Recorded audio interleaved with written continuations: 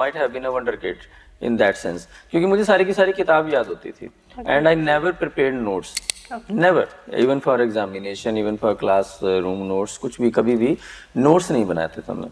तो होता ये था कि क्लास में क्वेश्चन भी जो है टीचर सबको पूछने के बाद आखिर में मुझे पूछती थी कि अनिल जब तू तो बता ही दे। वकील की डिग्री लेना बहुत आसान है, वकील बनना बहुत मुश्किल है। तुम्हें सिर्फ ये सीखना और समझना होता है फर्स्ट लॉ में। तो हाँ, केस लॉज तो पढ़ने पड़ते हैं आपको, जितना ज़्यादा केस लॉज आप पढ़ते जाओ आपकी मतलब ये होता है कि नॉलेज अपडेट होती रहती है। उन इंजनों से डीजल इंजन और डीजल इंजन से इलेक्ट्रिक इंजन, इलेक्ट्रिक से बुलेट ट्रेन, ठीक है, मेट्रो, ये सब हमारे सामने आ गया एकदम से। बहुत कोई गहरे रिलेशंस ख़त्म हो गए हैं, पेरेंट्स की रिस्पेक्ट ख़त्म हो गई, घरों में से बुजुर्ग माइनस हो गए। तो अगर सीखने से किसी ने बुद्ध होना होता या प्रैक्टिस करके किसी ने बुद्ध बन जाना था तो बहुत सारे बन जाते, ठीक है ना। इसी तरह से नानक दोबारा नहीं बन सके, ठीक है, गुरु गोविंद सिंह दोबारा नहीं बन सके, हालांकि हजारों लाखों लोग हैं जो पूरी शिद्दत से फॉलो करते हैं हर तरह से। जब आपने पहला केस लड़ा था तब क्या आप नर्वस फील कर रहे थे? क्योंकि मुझे बोलने की टेंशन नहीं थी, क्योंकि बोलना तो मुझे आता था, स्टेज मैंने बहुत किया था, तो ताकि जैसे डायस पे जाके लाते हैं कांप रही है, ऐसा तो नहीं था। But I was not knowing anything, बोलना क्या है, खड़े होकर स्टेज, मतलब स्टेज बोल रहा हूँ, सॉरी, डायस पे जज साहब के सामने।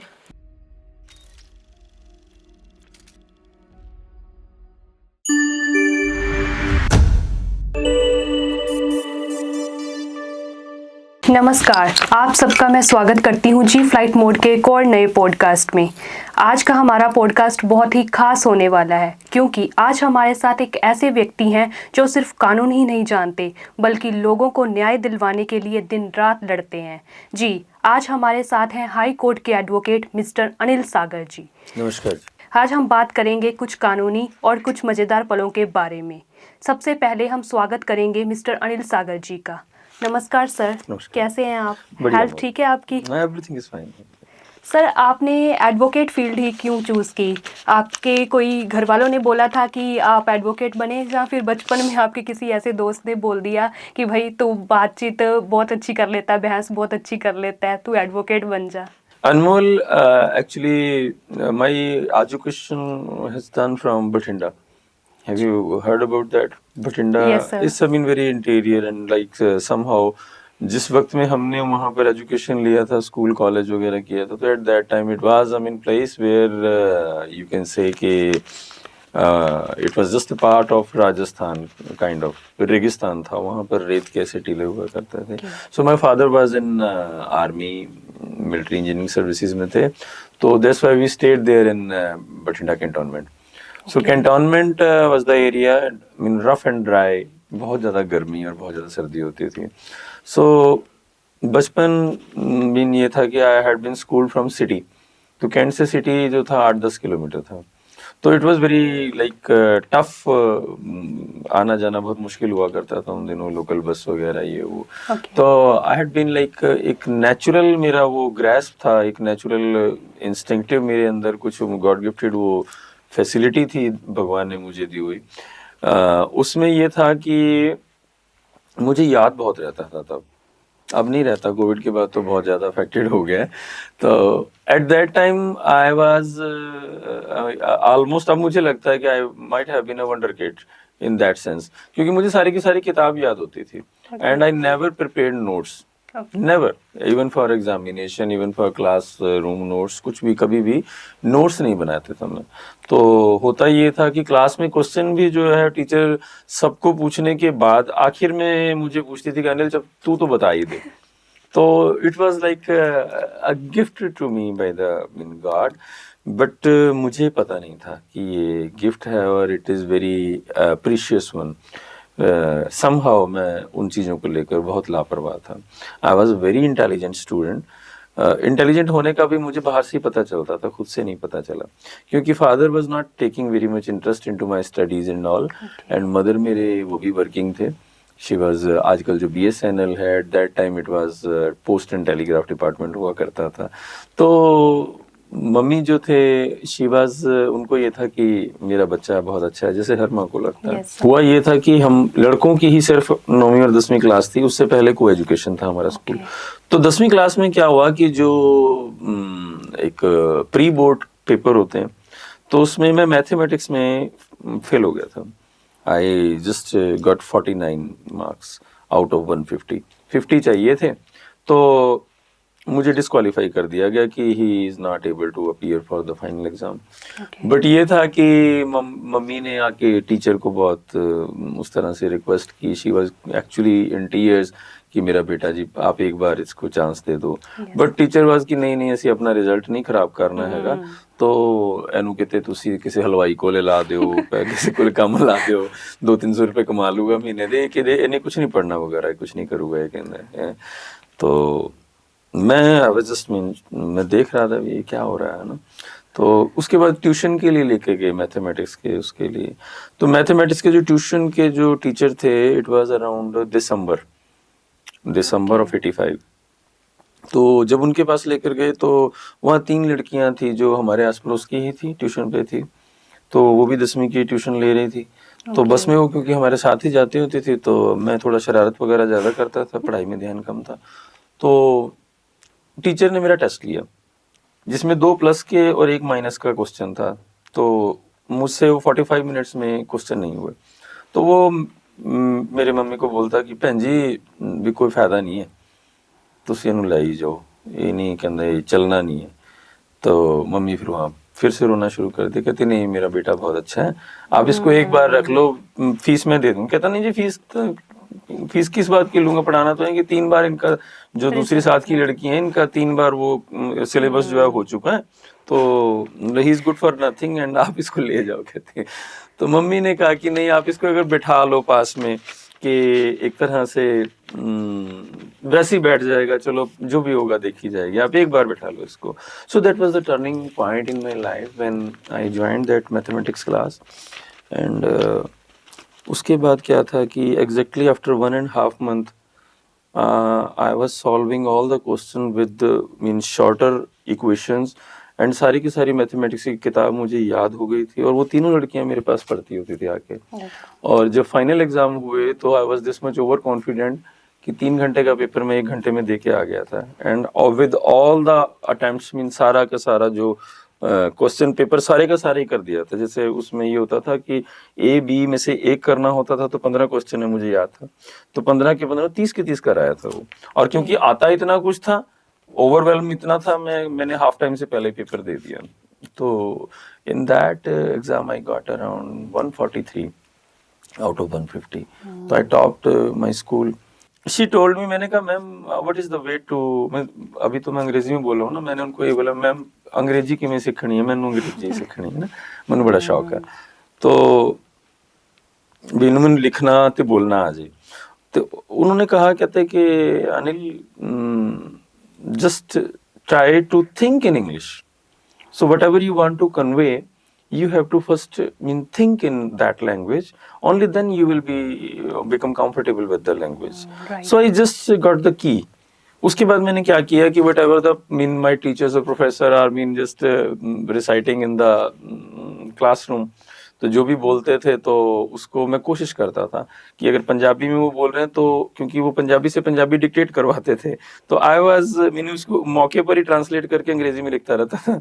तो I read a lot more literature of English, हर तरह के नॉवल, कॉमिक्स, जो कुछ अंग्रेजी में मिलता था सब पढ़ता रहता था। तो हुआ ये कि थोड़ी देर के बाद, मतलब आफ्टर 6-8 months थोड़ा एक कंफर्ट लेवल आ गया लैंग्वेज के साथ। तो जो बीए के जो एग्जामिनेशन मैंने किए ना, अटेम्प्ट किए, तो एग्जामिनेशन में मैंने पंजाबी का पेपर भी 70% अंग्रेजी में लिखा हुआ था।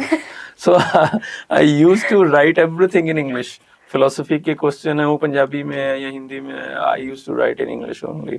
तो म्यूजिक की भी इवन जो नोटेशंस होती थी हमारी, तो वो नोटेशंस में भी जो सारे गामा वगैरह जो कुछ whatever I right in English only.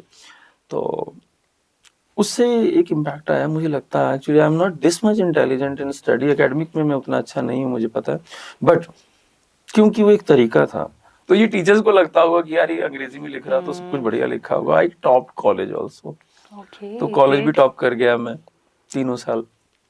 तो that give me some kind of adrenaline in my blood. And principal मेरे पेरेंट्स को घर में आके बोल के गए कि योर सन इज एक्स्ट्राऑर्डिनरी, और इसको आईएएस करवाओ, ओके। इसको आईएएस करवाओ। तो अब बठिंडा एरिया था, फादर एक तरह से आर्मी में, तो सिंपल मिडिल क्लास फैमिली थी, तो आईएएस का मतलब भी नहीं पता था। तो at that time when I graduated I was not in the knowledge of the difference between ASI and IAS. मेरे लिए कोई ज्यादा फर्क नहीं था, मतलब हमें कुछ भी नहीं पता था जब हमने ग्रेजुएशन किया। बट ये था कि मेरे प्रोफेसर ने मुझे मोटिवेट किया कि Anil, you are having extraordinary mental capacity and you can do it. Then I joined IAS coaching centre in Punjabi University initially in the year 91 or so. So thereafter I joined MA English here in Punjab University, and I started with the other fellows in my hostel number 1 में मैं यहाँ पर रहा हूँ कई साल। तो I started preparing for civils in the beginning. तो बहुत सारा कुछ पढ़ा, मतलब अपने सब्जेक्ट को छोड़कर बाकी सब कुछ बहुत पढ़ा। You see, मेरे हॉस्टल रूम में जो बुक्स पढ़ी थी ना, अनमोल, आपने बताया नाम आपका, अनमोल, मेरे रूम में कोई आकर ये जज नहीं कर पाता था कि मेरा डिपार्टमेंट कौन सा है, क्योंकि वहाँ sociology, psychology, philosophy and number of books are there, Osho, Jiddu Krishnamurti and all the enlightened masters you can say. उस वक्त में जो भी मुझे अवेलेबल होता था, गीता, कुरान, रामायण, बाइबल, सब मतलब सब पढ़ दिया मैंने। तो I was having idea of everything almost that time. तो even up to that time I was not knowing any direction where कि मुझे जाना कहाँ है। मेरा कोई गोल नहीं रहा कि मुझे ये बनना है, या जो जिंदगी का दिन आगे आता गया, जैसे जैसे खुलता गया मैं जीता चला गया। तो हुआ ये कि for the sake of hostel, law में एडमिशन उस वक्त जो लेते थे उनको 3 साल के लिए हॉस्टल जो होता था, बिना किसी रुकावट के you can stay in hostel. तो वहाँ उस वक्त में, हमारे वक्त में ये होता था कि जो प्रिपरेशन वगैरह के लिए ठहरते थे हॉस्टल, उनको लंबे समय के लिए हॉस्टल चाहिए होता था, क्योंकि रेगुलर क्लासेस तो वो किसी डिपार्टमेंट में लगाते नहीं थे। तो लॉ ही एक ऐसा डिपार्टमेंट था जिसमें आप ये कहिए कि क्लासेस बहुत थोड़ी लगती थी। 8:15 बजे से लेके 11-12 बजे हम फ्री हो जाते थे। तो वो भी मैंने कभी नहीं लगाई थी, बहुत कम लगाते थे क्लास, क्योंकि मुझे सिंगिंग का शौक था बहुत ज़्यादा। तो वो मैं कॉलेज टाइम से ही गाता था, तो यूनिवर्सिटी में आते साथ ही मतलब एकदम से वो मेरा बन गया था, सब जान पहचान वगैरह, और हॉस्टल में लड़कों के साथ भी, सबके साथ। तो डिपार्टमेंट में भी टीचर्स भी पहचानते थे कि हाँ ये अनिल है, गाता है ऐसे। तो उसमें क्या हुआ कि उसकी वजह से मुझे एक लीवरेज मिल जाता था, मुझे क्लास के लिए कोई कंपेल नहीं करता था। तो बिना क्लास लगाए ही मैं 3 साल लॉ में करता चला गया। बट पेपर मैंने ऑलमोस्ट नहीं दिए। तो उस वक्त कैरी फॉरवर्ड आप सारे के सारे पेपर इकट्ठे दे सकते थे, मतलब 30 के 30 पेपर भी, जैसे 6 सेमेस्टर होते थे हमारे 3 साल के, तो तीनों सालों के पेपर आप एक साथ दे सकते थे। तो फर्स्ट और सेकंड सेमेस्टर के पेपर 10 जो पेपर थे वो मैंने इकट्ठे दिए 1 साल के बाद। उसमें से 3 शायद पास हो गए, गल ही कोई नहीं है तब वैसे कर लेंगे। तो उसके बाद मैंने कोई पेपर नहीं दिया। तो जब फाइनल ईयर आ गया तो मीनवाइल हाँ, सिविल का मैंने एक बार प्रीलिम दिया, प्रीलिम क्लियर हुआ, मेन मैंने दिया ही नहीं कभी, क्योंकि उतनी सीटिंग नहीं थी। तो कंपनी ऐसी हो गई, सिंगिंग गाना शुरू कर दिया था तब तक मैंने स्टेज पर। तो उसके बाद हुआ ये कि जब लॉ हो गया, मतलब लॉ का टेन्योर पूरा हो गया, लॉ नहीं हुआ था, 3 साल हो गए, तब मेरे एक दोस्त हैं राजीव परिहार करके, वो कनाडा में ही हैं, तो मेरे साथ हुआ करते थे। तो वो मास्टर ऑफ कंप्यूटर एप्लीकेशन के स्टूडेंट थे, एमसीए के। तो उन्होंने कहा, उसने, यार तू कहंदा पागल है, कहंदा 3 साल तो तूने लगा ही दिए, मैनू पता कि तू क्लियर कर लेगा, पेपर दे दे, भी लॉ तो कर ही ले, किसी काम आ जाएगा। और एक हमारे हॉस्टल में ना एक सीनियर स्टूडेंट हुआ करते थे, उनकी बात मेरे जहन में कहीं दिमाग में रह गई कि लॉ की डिग्री एक ऐसी है, ये कभी भी काम आ जाती है, जिंदगी में कभी भी काम आ जाती है, ये कर लेनी चाहिए। वो 2 बातों ने मुझे एक तरह से पुश किया, और मेरे दोस्त ने पुश किया। और 97 में मेरी मैरिज भी हो गई थी, good love marriage with my wife doctor Ritu. तो रितु ने भी पुश किया कि पेपर तो दे ही दो अनिल, क्योंकि प्रोफेशनली आई वाज सिंगिंग। तो मुझे तो ये लगता था कि earning money is not deal for me. एक प्रोग्राम करते थे तो महीने का खर्चा निकल जाता था, तो कोई चैलेंज नहीं लगता था पैसा कमाना, ठीक है। बट जिंदगी जितनी एक तरह से आसान लगती है, उस वक्त में उतनी होती नहीं है. I never took the things in a serious manner कह लीजिए, या कभी प्लान नहीं किया मैंने ज़िंदगी में कुछ. उसके बहुत सारे नुकसान हुए. उसके नुकसान ये हुए कि मेरी फैमिली को बहुत सफ़र करना पड़ा, ख़ास तौर से वाइफ को. She was excellent. She is an excellent lady and amazing. मुझे लगता है कि मैं डिज़र्व नहीं करता उनको जितनी वो अच्छी हैं और जितनी इंटेलिजेंट हैं, but she is a gift to me by god. मैं इसमें बड़ी फेवर, मतलब भगवान ने मुझे फेवर बहुत किया हर जगह. मुझे बहुत ज़्यादा प्यार, बहुत इज्जत और बहुत रिस्पेक्ट हर जगह ही मिली है. अच्छी बात है. And I'm thankful to all the persons who came into my life by any way. तो उसके बाद क्या हुआ कि प्रोफेशनली तो मैं गाता था, तो अर्निंग की मुझे टेंशन नहीं थी, तो पेपर में देने चला गया. तो दिन रात करके वो 20-22-25 पेपर जो थे वो सारे इकट्ठे दे दिए. तो उनमें से 27 पेपरों में से 24 क्लियर हो गए. ओके. तो 3 रह गए थे, फिर वो अगले अटेम्प्ट में वो कर लिए. तो इस तरह से लॉ हो गया. And I registered as an advocate in 2000. 98 में मेरा लॉ क्लियर हो गया था, तो 2000 में मैंने एनरोल कर लिया. But I never practised until the year 2012. Singing करते रहे, बीच में बहुत ट्राई किया, बट सेलिब्रिटी होना शायद मेरी किस्मत में नहीं था. ऑल्दो आई सिंग लॉट, बहुत जगह गाया, बहुत अच्छा गाया, डिवोशनल भी गाया, कृष्ण भजन गाए, पंजाबी फोक, ये वो सब गाता था, क्योंकि I was just good with the languages. Hindi और पंजाबी दोनों बहुत अच्छे से जानता था. तो उसके बाद I was into this English teaching business, जो आइल्स वगैरह पढ़ाते हैं ना बच्चों को. तो 2006-08 वगैरह के आसपास की बात है. तो I was having an office here in Mohali sector 70. तो बेटर थिंग नाम से कुछ वो थी इंग्लिश स्पीकिंग की, जो मतलब कोई आइल्स वगैरह कराने की एक फर्म कह लीजिए. तो उसकी फ्रेंचाइजी लेकर हमने वो शुरू किया. वो बिजनेस ही कोलैप्स हो गया. उस वक्त में हुआ था ऐसा कुछ. तो अचानक से मतलब संकट खड़ा हो गया कि अब करें क्या. तो then one of my friend again came to me from Bathinda.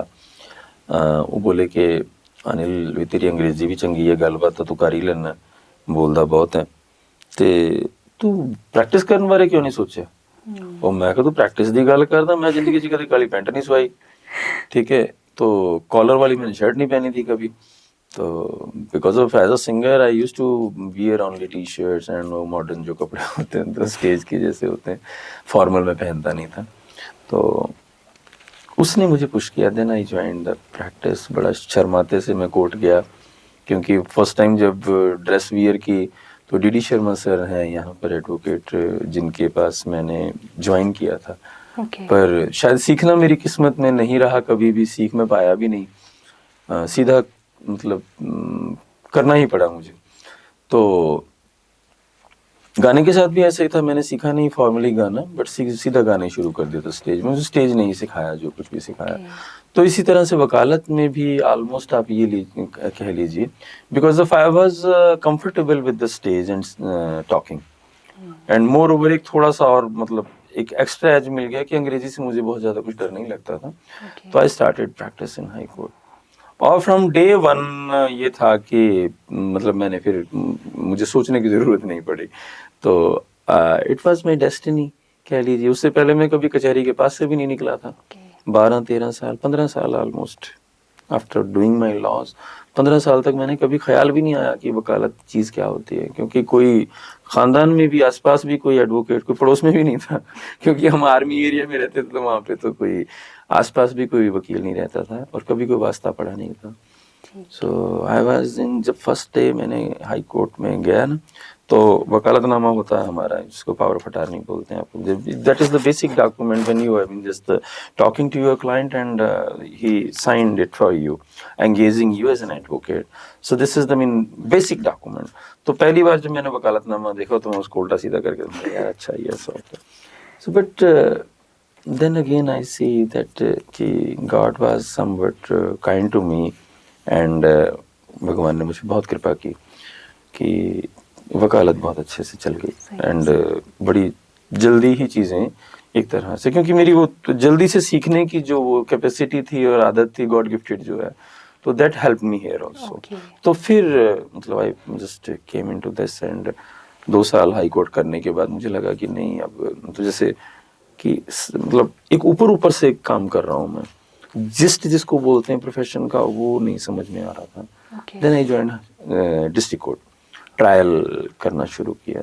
So without trial you can not become a lawyer. जैसे कह लीजिए कि वकील की डिग्री लेना बहुत आसान है, तो वकील बनना बहुत मुश्किल है, बहुत मुश्किल। It is very tough journey. आपको बहुत सारा वक्त, बहुत सारी मेहनत और बहुत सारा ध्यान देना पड़ता है। पढ़ना जितना लगता है दिखने में भी, मेरे पास ऑफिस में भी जो आते हैं, कोई गेस्ट आते हैं, क्लाइंट आते हैं कुछ, तो बुक्स की तरफ देख के बोलते हैं, ऑलमोस्ट सभी तो नहीं बट ज्यादातर लोग ये क्वेश्चन करते हैं, सारी बुक्स पढ़ी हुई हैं जी तुसी? वो इतनी मोटी मोटी बुक्स होती हैं तो देख कर। So it is not exactly that कि वो सारी बुक्स पढ़नी जरूरी होती हैं। So most of them are the reference books. तुम्हें सिर्फ ये सीखना और समझना होता है फर्स्ट लॉ में। तो हाँ, केस लॉज तो पढ़ने पड़ते हैं आपको। जितना ज़्यादा केस लॉज आप पढ़ते जाओ, आपकी मतलब ये होता है कि नॉलेज अपडेट होती रहती है। और practical applicability of your knowledge is the basic just. कोई भी काम है, सीखना जितना मर्जी हो जाए, जब तक आप उसको प्रैक्टिकली एप्लीकेबल मोड में नहीं करना जानते हैं ना, ज़िंदगी में उतारना नहीं जानते, तो उसका फ़ायदा नहीं होता। तो हुआ ये कि आई स्टार्टेड विद क्लाइंट। मेरे पास अपने क्लाइंट हुआ करते, क्योंकि गाने की वजह से मेरा दायरा बहुत बड़ा था, लोग बहुत जानते थे मुझे, तो काम एकदम से आना शुरू हो गया था। मुझे करना और करवाना नहीं आता था, पर काम आ गया था मेरे पास, मतलब थोड़ा बहुत पैसे आने शुरू हो जाते थे उससे। तो that give me a positive push. तो उसके बाद कब मैं सीख गया मुझे ये पता नहीं चला, but now I am good with that. Mean like at home feel होता है, आर्गुमेंट करना आई एंजॉय। क्योंकि कहते हैं, मैंने किसी से सुना था कि काम, जब तक तुम किसी काम को एंजॉय नहीं करते हो ना करते हुए, तब तक ये मत समझो कि तुम्हें वो आ गया। हालांकि देखिए, कोई भी काम है, चाहे म्यूजिक है, आपका ये आर्टिस्टिक और क्रिएटिव वर्क है, कोई भी क्रिएटिव काम है, वो आप सारी उम्र सीखते हो। और हर रोज आपके लिए एक नया होता है, हर रोज आप नई नई चीजें सीखते हो, हर मीटिंग से, हर केस से, हर एक तरह से यात्रा से, हर चीज से आप सीखते हो। अगर आपकी सीखने की इच्छा है तो ग्रोथ होती रहती है लगातार। As a human you grow always. तो उसमें क्या है कि मैं यही कहूँगा कि जो एक सीखने की जो लालसा होती है, जो इच्छा होती है, जो थ्रस्ट होता है, वो कभी जानी नहीं चाहिए आपके अंदर से। You always be on the, never become master side. Master वाली साइड पर अपने आप को कभी फील नहीं करना चाहिए। आपको हमेशा स्टूडेंट वाली साइड पे फील करना चाहिए, wherever you are, wherever you are. हाँ देखिए, हर एक को कहने की जरूरत नहीं है, तो बट ये है कि आपको हमेशा एक तीखी नजर रखनी पड़ती है। आपका हो सकता है गुरु कोई एक हो, टीचर कोई एक हो, बट सीखने की चीजें जो है, आप अपने दूध वाले से, सब्जी वाले से, एक तरह से अपने पड़ोसी से, आप किसी को वैसे रेंडमली कहीं, चाहे रेलवे में स्टेशन पर भी मिलते हैं, किसी से भी काम की कोई भी बात कहीं भी सीख सकते हो। वो बात सिर्फ फर्क इतना सा है कि क्या आपकी नजर उस चीज पर है। तो अगर तो आप अपने आप से ही भरे हुए हो, अगर आप अपने आप से ही भरे हो, ईगो से भरे हुए हो कि नहीं मैं बहुत घैंट हैगा जी, मैं बड़ा मतलब I am full of everything, मैं तो किसी ने गल करने की लोड़ नहीं है। आजकल के बच्चों में थोड़ी सी चीजें ज्यादा होती है। हाँ जी, नहीं वो बहुत ज्यादा आजकल के बच्चों में ईगो बहुत ज्यादा, वो पेरेंट्स की वजह से आ जाती है, क्योंकि पेरेंट्स पैम्पर बहुत करते हैं। हमारे टाइम में बच्चों को पैम्पर करने वाला रिवाज ही नहीं था। वो पैम्पर मतलब वो जितनी मार पड़ती है वो यही समझा जाता है उतना ही प्यार करते हैं। आजकल के बच्चों को हाथ नहीं लगा सकते हैं आप। तो बहुत चेंज आ गया है, बहुत ज़्यादा। तो एक तो ये है कि पिछले 30 साल में जो ह्यूमन रेस है सारी दुनिया में, जितनी स्विफ्ट चेंज ये पिछले 30 साल में आया है, उतना जब से इंसान बना है, लाखों साल हो गए इंसान को बने हुए, तो कितने 6 बिलियन के मिलियन जो भी हैं, बनने के बाद आज से 30 साल पहले तक जितना ग्रो किया था बंदा, पिछले 30 साल में एकदम से बहुत एक कह लीजिए किसी टॉप गियर में आ गया होता है ना कोई व्हीकल, जैसे एकदम से स्पीड में आ गया, आप एकदम से पहले तो 10-20 की रफ्तार से चला रहे हैं, तो एकदम से आप 100+ स्पीड पे हैं इस टाइम। तो इस वक्त जो ह्यूमन रेस है, जो मुझे लगता है, क्योंकि we are the main witness of that era, जहां पर हमने एक तरह से धुएं वाले जो इंजन होते थे कोयले वाले, उन इंजनों से डीजल इंजन, और डीजल इंजन से इलेक्ट्रिक इंजन, इलेक्ट्रिक से बुलेट ट्रेन, ठीक है, मेट्रो, ये सब हमारे सामने आ गया एकदम से। और कंप्यूटर हमारे सामने की ही बातें हैं, मतलब याद है हमें अच्छे से कि वो अंतर्देशीय पत्र होता था, तो 15 पैसे का होता था, तो वो खुली चिट्ठी होती थी वो, तो आपको शायद पता होगा कि नहीं, पोस्ट कार्ड बोलते थे उसको। तो वो आप छोटा सा कुछ भी किसी को मैसेज लिखना होता तो बहुत पॉपुलर था उस वक्त वो। तो उस मतलब वो चिट्ठी होती थी, वो कई बार महीने में पहुंचती थी, कई बार 2 महीने में पहुंचती थी। तो उस वक्त क्या था कि communication was not this much convenient जितना आज है। तो कन्वीनियंट जो कम्युनिकेशन है उसने बहुत सारा स्पीड दे दी जो ह्यूमैनिटी है उसको, बट उस स्पीड के फायदे भी बहुत सारे हुए और नुकसान भी बहुत सारे हुए। नुकसान ये हुआ कि इमोशनली हम एग्जॉस्ट हो गए, इमोशनल बॉन्ड खत्म हो गया। आज की डेट में पड़ोसी खत्म हो गए हैं, दोस्तियां खत्म हो गई हैं, बहुत कोई गहरे रिलेशंस खत्म हो गए हैं, पेरेंट्स की रिस्पेक्ट खत्म हो गई, घरों में से बुजुर्ग माइनस हो गए हैं। तो क्या है कि ये सब नुकसान है कि जो बहुत ज़्यादा कम्युनिकेशन हो गया। मतलब ये है कि आपके फ़ोन में 5,000 नंबर होता, पर आपको 5 लोगों से भी बात करना कोई टाइम ही नहीं आपके पास। ये चीज़ें हैं, बहुत सारी चीज़ें आई हैं जो जो हमने अपनी छोटी सी ज़िंदगी में देखे हैं। तो ऐसे है कि काम कोई भी करना हो तो पहले तो ये है कि एक जिस्ट होनी चाहिए कि बस करना है।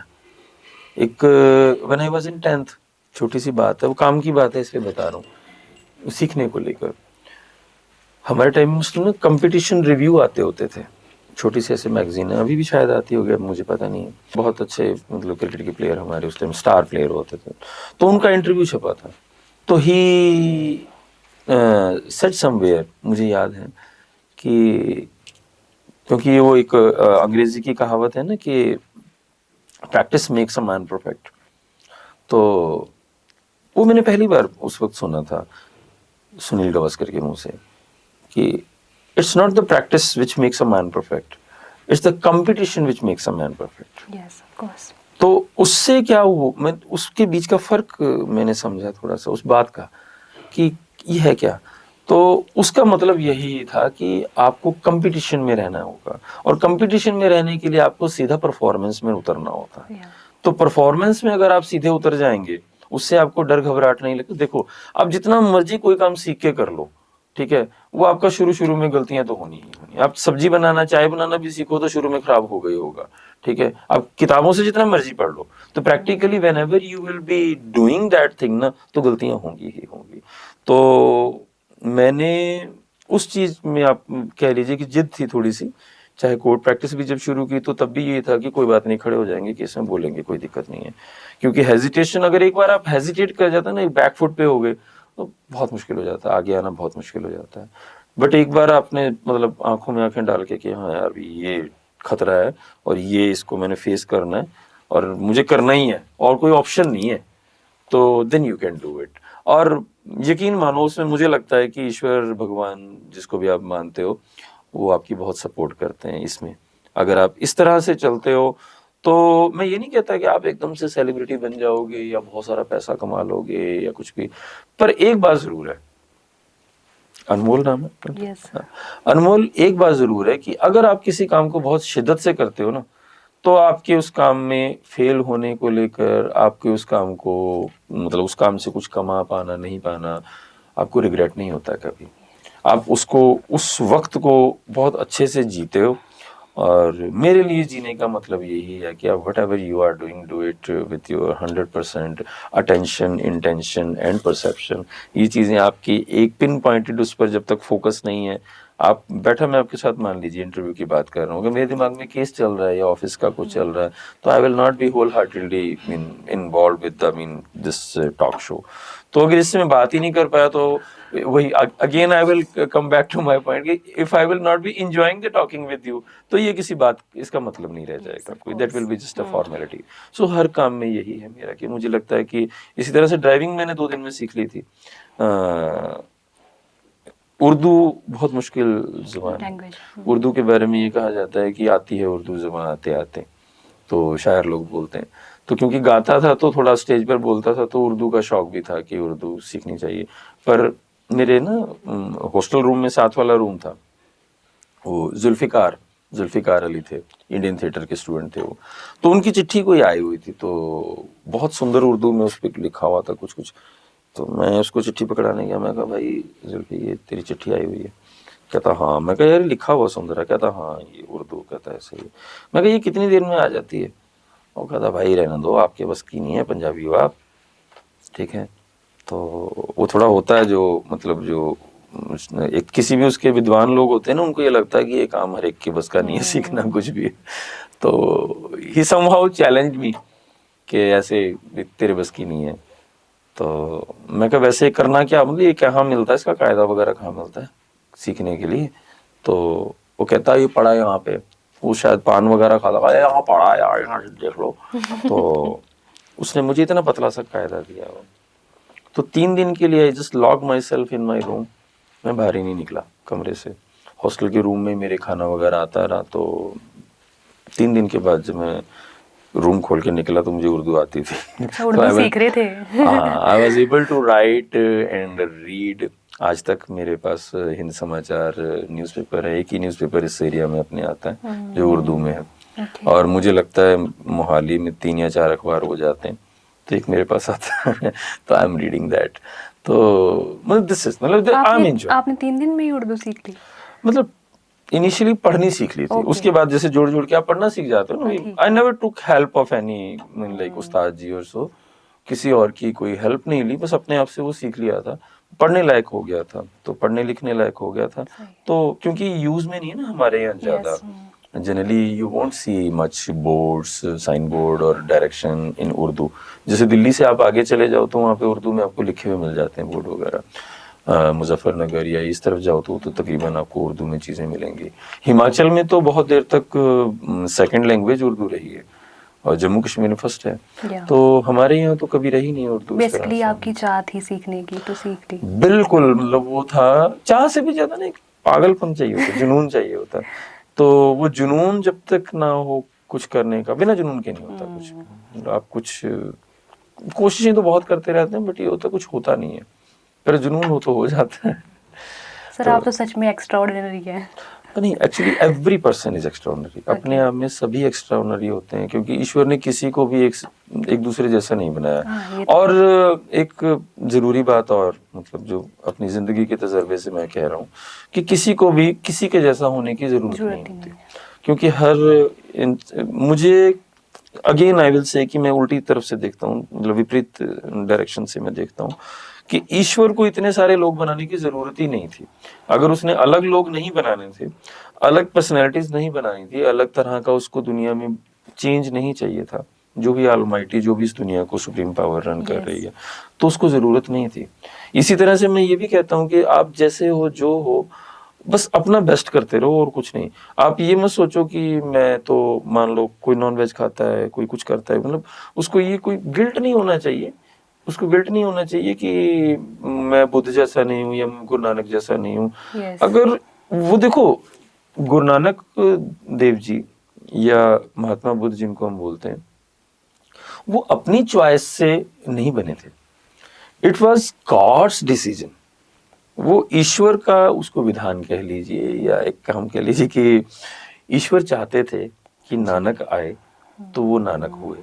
ईश्वर चाहते थे तो बुद्ध बने।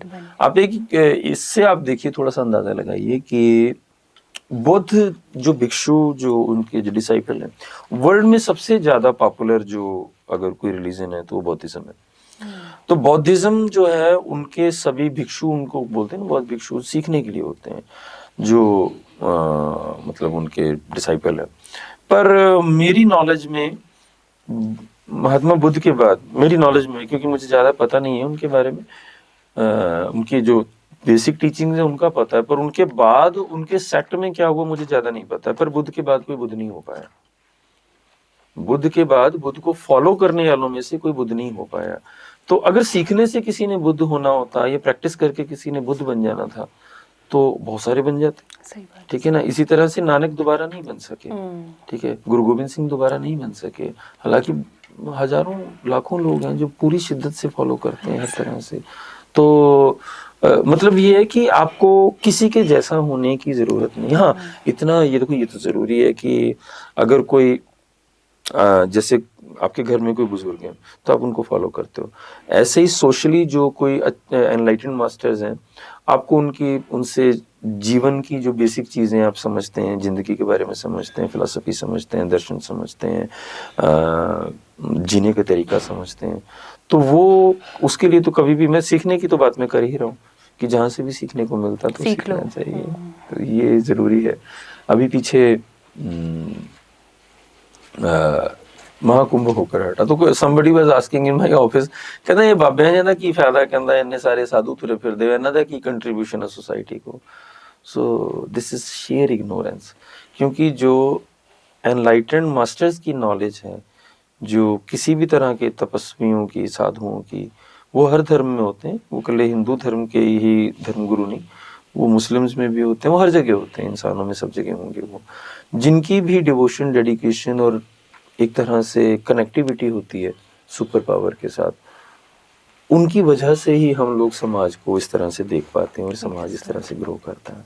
तो it is hand in hand, and without spiritual light तो हम इंसान मतलब और जानवर में कोई फर्क ही नहीं रह जाएगा।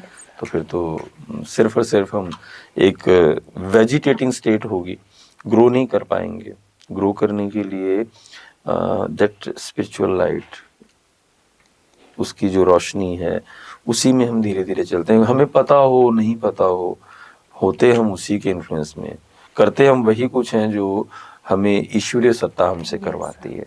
जैसे अपना मुखवाक है ना जपजी साहब का जो ओपनिंग है कि सोचना सोचना हो जी सोचे लाख बार, तो क्या है मतलब दैट इज द मूल मंत्र। आपको और कुछ धार्मिक आपको बड़े बड़े ग्रंथ पढ़ने की जरूरत नहीं है। Gita is a concise, mean आप मान लीजिए कि पॉकेट एडिशन है Gita. Gita is the mean crux of the spiritual knowledge. मैंने सारा पढ़ा, कितना समझा वो बात की बात है, पर मैंने पढ़ा। तो मुझे ये लगता है कि आप बहुत सारी किताबें पढ़ने की बजाय गीता पढ़ लीजिए। गीता भी नहीं पढ़ सकते हैं, आपके पास उतना टाइम भी नहीं है, तो आप सिर्फ मूल मंत्र जो है वो 12-15 लाइन्स जो है आप वो पढ़ लीजिए। उसमें से भी वो भी अगर आपको थोड़ा मुश्किल लग रहा है तो कोई 3 शब्द उसमें से चुन लीजिए एंड जस्ट मीन जिसको धारण करना कहते हैं आप अपने जीवन में धारण कर लीजिए। मुश्किल होता है, मैं कह तो रहा हूँ, पर मैं भी इतना कोई सुलझा हुआ नहीं हूँ कि बहुत ज्यादा सारा कुछ सिद्ध कर लिया है। पर उसके कोई भी 3 शब्द, चाहे एक ओंकार सतनाम कर लीजिए, चाहे बिल्कुल लास्ट वाले नानक लिखिया नाल, ठीक है, इनमें से कोई भी 3 शब्द पूरी तरह से अगर समझ लेंगे तो और कुछ समझने की जरूरत रह नहीं जाती है कहीं पर। सो इस life and you are always a learner until your last breath, it is there. तो सर जैसे आपने प्रैक्टिस की है कोर्ट की, है ना, तो जब आपने पहला केस लड़ा था तब क्या आप नर्वस फील कर रहे थे? हाथ वगैरह कांप रहे होंगे? नर्वस नहीं था एक्चुअली, आई वाज टेंशियस। नर्वस और टेंशियस में फर्क होता है, क्योंकि मुझे बोलने की टेंशन नहीं थी, क्योंकि बोलना तो मुझे आता था, स्टेज मैंने बहुत किया था, तो ताकि जैसे डायस पे जाके लाते हैं कांप रही है, ऐसा तो नहीं था। But I was not knowing anything, बोलना क्या है, खड़े होकर स्टेज मतलब स्टेज बोल रहा हूँ सॉरी, डायस पे जज साहब के सामने बोलना है क्या। मुझे याद है डी शर्मा सर ने मुझे किसी केस में एडजमेंट लेने के लिए भेजा था। That is the most simplest thing one can do in the court कि हाँ जी sir, this plaintiff or whatsoever petitioner is not available and kindly adjourn it for some date। तो मुझसे वो शब्द जो है ना वो सीक्वेंस में नहीं रखे जा रहे थे, क्योंकि मुझे याद करके बोलने थे। At that time it was मेरी first appearance before the court, consumer court में मैं अपीयर हुआ था, तो I was seeking adjournment in place of some other advocate, proxy counsel की तरह मैं अपीयर हुआ था। तो उसके लिए दैट वाज आई मीन, देखिए कोई भी काम आपको करना है, तभी मैं बोल रहा हूँ ना कि आप कितनी भी उम्र के हैं, कुछ भी हैं, जब भी कुछ पहली बार करेंगे ना, तो वो सारी चीजें किसी को किसी फॉर्म में होते हैं, किसी को किसी फॉर्म में। नया कोई भी काम हो, आपको उसमें मतलब एक तरह से मैं कहूंगा कि बिना झिझक के उतरना चाहिए। ये सोचे बिना कि लोग क्या कहेंगे, क्या होगा, रिजल्ट कैसा होगा, ठीक है, वो सोचे बिना आपको सिर्फ करना होता है। तो काम आपको खुद सिखाता है बाद में। आप काम सिर्फ करना शुरू कर दीजिए, आपको सिखाने का काम काम कर लेगा। तो गलतियां होंगी, वो सभी से होंगी।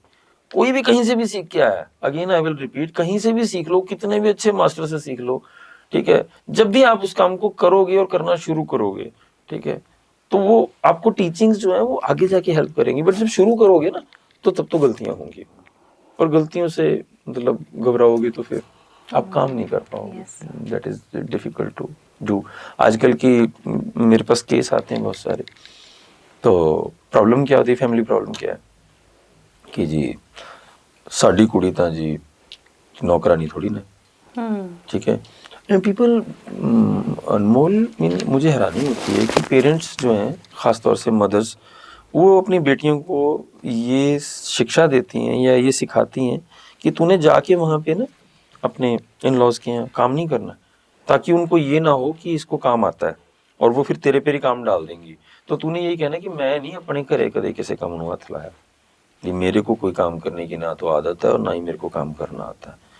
तो सॉरी टू से, जो मेरी ऑब्जर्वेशन है, पर्सनल ऑब्जर्वेशन है, ओपिनियन है मेरा, इट इज नॉट लाइक कि ऐसा होता ही होगा, पर मुझे ये लगता है कि फैमिली प्रॉब्लम्स जो हैं, जो कि लीगल प्रॉब्लम्स भी बन जाती हैं और जिनकी वजह से दो परिवार खत्म हो जाते हैं, ये खराब हो जाते हैं पूरी तरह से, उसके पीछे आदमियों का जितना हाथ हो सकता है, जितना दिखने में लगता है कि बंदा बहुत खराब है जी, बंदे ने बड़ा तंग किया, परेशान किया, होते हैं वो भी, पर मैक्सिमम जो रेशो है वो लड़की की मदर की तरफ से जो वायरस आता है, ये लड़की की मदर जो है अनजाने में, इनडायरेक्टली और अनजाने में, ड्यू टू, उसको मैं लव नहीं बोलूंगा, due to love for their girl child नहीं, ड्यू टू मोह ऑफ देयर गर्ल चाइल्ड। क्योंकि बेटी के लिए ना उनको ये लगता है कि मेरी बेटी हर तरह से सौखी रहे।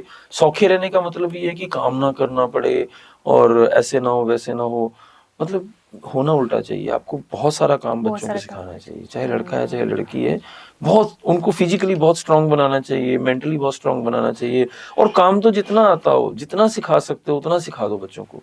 मेरा बेटा है, हमें घर में उसको जरूरत नहीं थी, पर उसको मतलब एक तरह से रोटियां बनाना, सब्जी बनाना, एक ही बेटा है हमारा, he is an excellent child, gifted है बहुत, मतलब ईश्वर का एक अगेन आई विल से कि मेरे को भगवान ने बहुत सारे गिफ्ट दिए, जिनमें मेरे पेरेंट्स ने, वाइफ इज एग्जैक्टली, तो बेटा तो बहुत बड़ा गिफ्ट है। मतलब जैसा आप सोच सकते हैं, जितना भी कोई आइडियल हो सकता है उससे ज्यादा, अर्जुन नाम है उसका, ही इज डूइंग एक्सीलेंट। तो but I am happy with the mean like his growth.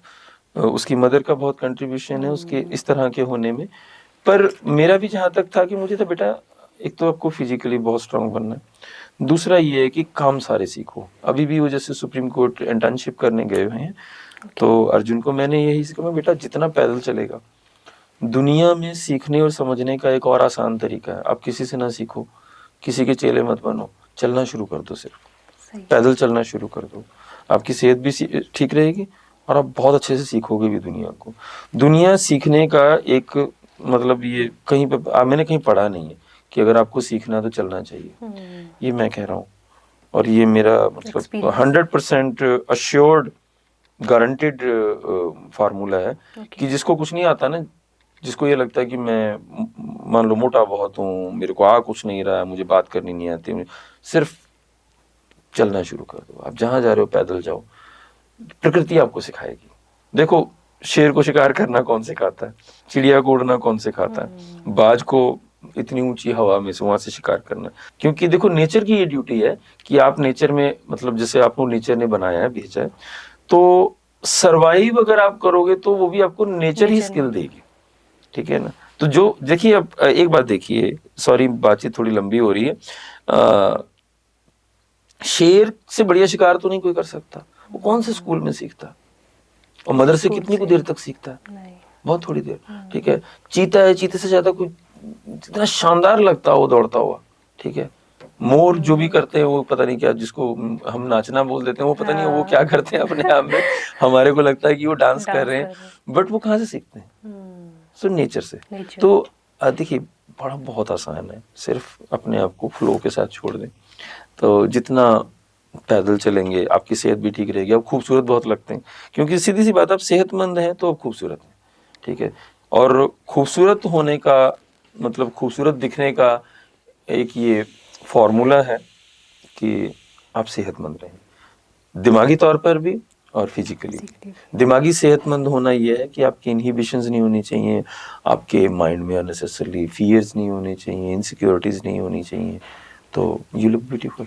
Yes sir, आपको क्या लगता है कि आज के टाइम में हर किसी को कानूनी जानकारी होनी चाहिए, क्योंकि आपने जैसे बताया था कि कोई अनजाने में ही गलतियां कर लेता है और क्राइम कर बैठता है जी, ऐसे भी कुछ आप मतलब केसेस हाँ, आते बहुत हैं सारे आपके? केसेस होते हैं ऐसे। होता क्या है कि since I was in Canada last year, I visited there UK and Canada.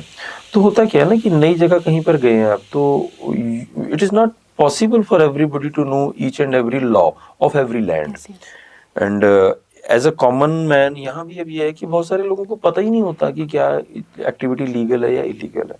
जैसे मान लीजिए आपकी कोई फ्रेंड है और उनको ड्रग्स लेने की आदत है, तो इट इज नॉट नेसेसरी कि आप लेते हैं या नहीं लेते हैं।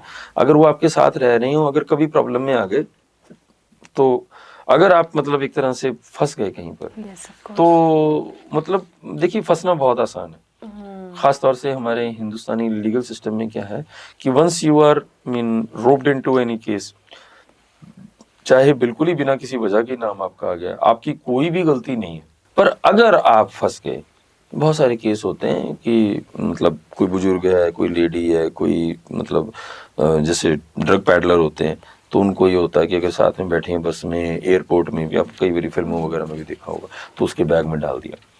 तो बट अगर वो फंस गए हैं तो मतलब आप वो लीगल उसमें तो उलझ ही जाओगे। इसी तरह से टैक्सेशन का फील्ड इस तरह का है जहाँ बहुत सारी चीज़ों का हम लोगों को पता ही नहीं होता कि इसमें टैक्स लगते हैं, ये करना लीगल है या नहीं लीगल है, ठीक है। अब जैसे कई मेहनत मजदूरी करने वाले, रेडी वगैरह लगाने वाले, तो दे डोंट नो कि हाँ जी यहाँ पे रेडी लगा रही है, लीगल है या नहीं है।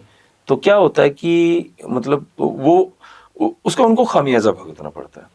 वो खामियाजा ये होता है कि उनको पुलिस वाले को उनको अपने लीगल राइट्स तो पता नहीं है कि वो क्या चीज कर सकते हैं क्या नहीं करते हैं। तो उनको मतलब ये होता है कि अननेसेसरली किसी को भी, चाहे अथॉरिटीज वाले को, एमसीए हो, किसी को भी उनको एक्स्ट्रा पैसे देने पड़ेंगे या कुछ भी है कि हाँ नहीं रेडी लगा रहे हो आप। तो राइट मतलब राइटफुल राइट तो है नहीं वो कि आप किसी भी पब्लिक प्लेस पर मतलब वेंडिंग शॉप खोल लो। और आजकल जो बहुत बड़ी प्रॉब्लम आई हुई है वो रिलेशंस में लड़के लड़कियां होते हैं, तो they don't know the legalities और इलीगलिटीज। लड़कियों को नॉलेज ही नहीं है, लड़कों को नॉलेज ही नहीं है कि किस तरह के मतलब अगर वो अपने रिलेशन में जिम्मेवार नहीं है और अलर्ट नहीं है तो क्या चीज उन्हें कब कौन सी मुसीबत में फंसा दे लीगल, तो दे डोंट नो। अब आप कई बार क्या होता है कि it is very natural also कि आपके पास कोई आपकी चाहे सहेली हो, चाहे कोई नोन कोई पर्सन हो, कोई आपके साथ पढ़ने वाले हो, कोई हो, तो अगर वो he is in habit of having some drugs and all, तो आपको प्रॉब्लम आ सकती है। तो इट इज नॉट अननेचुरल, तो अलर्ट रहना बहुत जरूरी है। इसी तरह ड्राइविंग में भी है कि कई बार कई देखा पुलिस वालों से बहस करते हैं कि नहीं जी ये तो मैंने तो पता नहीं सी मैं की करा। So ignorance is not the bliss in law. Ignorance otherwise कहा जाता है ना कि इग्नोरेंस इज ब्लिस। तो लॉ में ऐसा कुछ नहीं है। लॉ में अगर आपने गलती की है तो आपको कोर्ट या जुडिशियल सिस्टम जो है वो सिर्फ इस बिना पे आपको छोड़ेगा नहीं कि आपको नॉलेज नहीं थी, आपको तो पता नहीं था। If something is done by you and it is criminally wrong, then you will have to face the consequences for whatsoever act you have done. Yes, that is there. Sir आजकल ना एक बहुत रील वायरल हो रही है जिसमें बेंगलोर की एक लेडी है जिसने 6 मैरिज की, उसके बाद डिवोर्स हुआ, फिर उसने एलिमनी केस कर दिया। तो उसके बाद अभी फिर 7th उसका डिवोर्स हुआ है 7वीं बार, तो फिर से उसने एलिमनी केस किया है। तो ऐसे कितने एलिमनी केसेस हैं? Incidentally, I am not aware of this particular viral okay, video or case.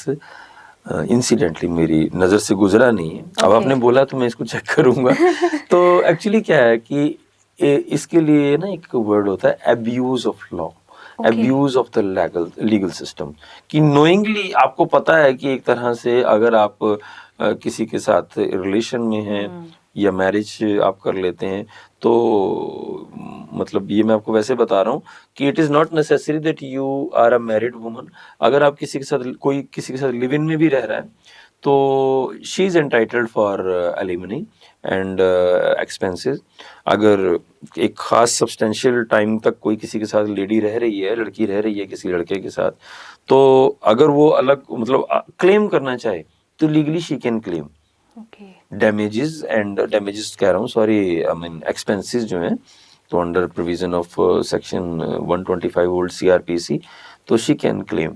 तो इसी तरह से एलिमनी, तो अगर मान लीजिए क्योंकि लीगल मान लीजिए लॉफुल मैरिज नहीं है तो लिव इन में रहते रहते मान लीजिए उनके कुछ संतान हो जाते, बच्चे पैदा हो जाते हैं, ठीक है, तो अब बच्चे तो इलीगल होते नहीं है, बच्चा तो लीगल है, ठीक है ना, तो बच्चे के तो जो राइट है वो सारे लीगल, ठीक है। वो रिलेशन बेसिकली क्या है कि सोशली एक्सेप्टेड रिलेशन नहीं है, मैं तो उस रिलेशन को भी वैसे ही लीगल मतलब ये, क्योंकि लॉफुल टर्म्स में क्या है कि basically in those kind of relations जहां पर मीन जिसको विधिवत कहते हैं ना, लीगली मैरिड नहीं है, विधिवत विवाहित नहीं है, मतलब रिचुअल्स जो है उनको फॉलो नहीं किया गया, तो उसमें प्रॉब्लम जो होती है ना वो 99% लड़कियों को प्रॉब्लम आती है, क्योंकि अगर कुछ भी डिस्प्यूट होता है तो कुछ होता है तो they are not available to the legal remedies as good as the mean married woman और लेडी कैन।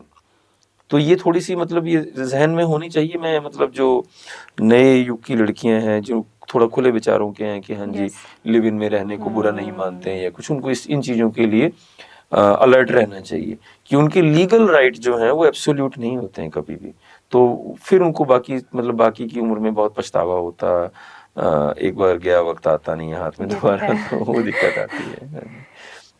यस सर, तो मतलब आपके पास ऐसे केसेस आते हैं एलिमनी वाले? Every kind of cases are there because of we are into that kind of court practice जिसमें major हमारा डोमेन जो है क्रिमिनल है, बट ये है कि these are also क्योंकि family atrocities and family law से रिलेटेड जो केसेस हैं वो हम करते हैं, कंज्यूमर डोमेन है, प्रॉपर्टी डिस्प्यूट्स हैं, तो एक्चुअली क्या है कि अब ना थोड़ा सा लाइंस जो है वो स्पेसिफिकेशंस हो गई हैं थोड़ी सी लॉ में। एक मान लीजिए कि कई सारी जैसे ब्रांचेस बन गई हैं। पहले आज से 30-40 साल पहले दो मेजर एक तरह से डिविजन्स थी, सिविल एंड क्रिमिनल। आपने शायद शब्द सुने हो, फौजदारी ते दीवानी, तो सिविल और क्रिमिनल और सिविल जो है, हाँ जी। तो पहले सिर्फ दो तरह के वकील बेसिकली हुआ करते, तो फिर उसमें टैक्सेशन के जुड़ गए कि ये लोग सिर्फ टैक्सेशन के वकील हैं। तो आजकल क्या है कि मतलब अब तो ये भी होगा कि एनडीपीएस के वकील हैं जो सिर्फ नशे वालों के केस लड़ते हैं, या ये सिर्फ फैमिली मैटर हैं, या एमएसीटी के एक्सीडेंट के केस लड़ते हैं, या ये सिर्फ जॉब रिलेटेड सर्विस मैटर बोलते हैं, ठीक है ना। तो आजकल तो मतलब बहुत सारी ब्रांचेस हैं, कॉर्पोरेट केसेस हैं, ठीक है, तो एक्विजिशन के केसेस होते हैं, लैंड एक्विजिशन के, क्योंकि डिमांडिंग बहुत हो गया फील्ड एंड पेइंग बहुत है, मतलब एक्सीलेंटली पेइंग फील्ड है, बहुत अच्छा फील्ड है। एंड मोर ओवर एक और लीगल फील्ड की एक खूबसूरती है कि यू नेवर गोट रिटायर्ड। आप जब तक काम करना चाहें, चाहे आप 150 साल के हो जाएं, तो आप यू कैन डू। बड़ी अच्छी बात है ये तो। ऑफ कोर्स जेठमलानी सर जो थे, he was 97 and actively practicing until his last time. So this is the beauty of this profession. And moreover, जितने आप उम्रवार होते जाते हैं तो आपका एक्सपीरियंस जो है, जितना एक्सपीरियंस आपको लीगल फील्ड में एनकैश होता है उतना मुझे लगता नहीं कि किसी और फील्ड में होता होगा, क्योंकि बुजुर्ग होने के साथ साथ आपकी जो है हर तरह से वेटेज बढ़ती जाती है एज अ लॉयर, तो उसका फायदा आपको होता है। हर जगह एक्सपीरियंस भी है आपको। सो that is the thing. Sir आपकी लाइफ का कोई ऐसा पल जो आज भी आपको याद हो, बड़ा अच्छा सा पल? बहुत सारे एक्चुअली क्या है कि I am fond of living. हालांकि ये बात बड़ी अजीब लगेगी, क्योंकि जीना सभी के लिए उतना ही प्रिय होता है, सभी के लिए जिंदगी सबको प्यारी होती है जैसे Yes. बोलते हैं ना, पर जीता कोई कोई है। Yes. It's a very hard truth, it's a very hard truth कि जिंदगी सबको बहुत प्यारी है पर जीता सच में कोई कोई है। क्योंकि ये मैंने बड़े अच्छे से महसूस किया है। क्योंकि if you find people who are always constantly worrying about future, about earning, about मकान नहीं है यार, गाड़ी नहीं है यार, ठीक है, कनाडा जाना है, वहाँ जाना है, मतलब दे आर फाइंडिंग दैट कि जैसे जिंदगी की खुशी कहीं और पे है, किसी और जगह है, या किसी और टाइम जोन में है, या आज से 10 साल बाद ऐसे होगा वैसे होगा।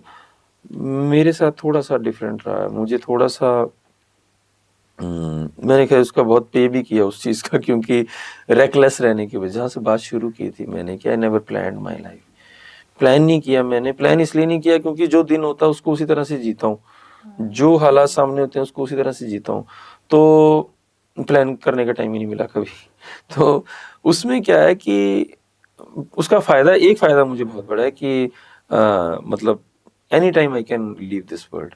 मुझे कोई बैगेज नहीं लगता मेरे साथ है कुछ भी, चाहे क्योंकि मैंने ज़िंदगी में अपनी तरह से बहुत सारी गलतियां की हैं, बहुत सारा कुछ उल्टा सीधा हुआ मुझसे, जाने में हुआ, कुछ अनजाने में हुआ, जिसकी वजह से मेरे घर परिवार वालों को काफ़ी दिक्कतें भी आई होंगी, आती भी हैं। मेरे इस तरह से जीने की वजह से दिक्कतें बहुत ज़्यादा आई। तो पर ये है कि मैंने अपने तौर पर उसको ये कह लीजिए, हालांकि मैं उस तरह से देखता हूँ तो मैं स्वार्थी नहीं हूँ, बस क्योंकि जीने का शौक है वैसे, कि चलो ठीक है अभी अब जी रहे हैं तो जी रहे हैं, तो ऑलवेज इन प्रेजेंट।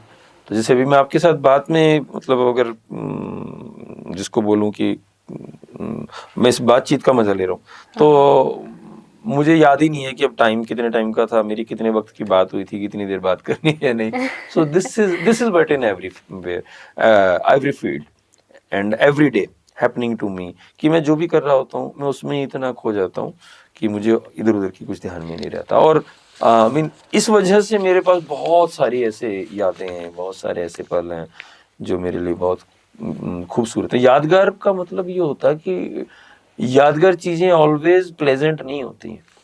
यादगार का मतलब हार्डशिप्स, बहुत मुश्किल वक्त कभी गुजारा हो, कुछ कभी एक्सीडेंट हो गया, कभी कहीं आप उलझ गए, फंस गए, कुछ ऐसे मतलब इंसिडेंट हुआ जो जिसमें से आप बड़ी मुश्किल से निकले और बहुत सारा एफर्ट लगा आपका। जबकि प्लेजेंट मोमेंट्स जो हैं आपको बहुत कम सिखाते हैं।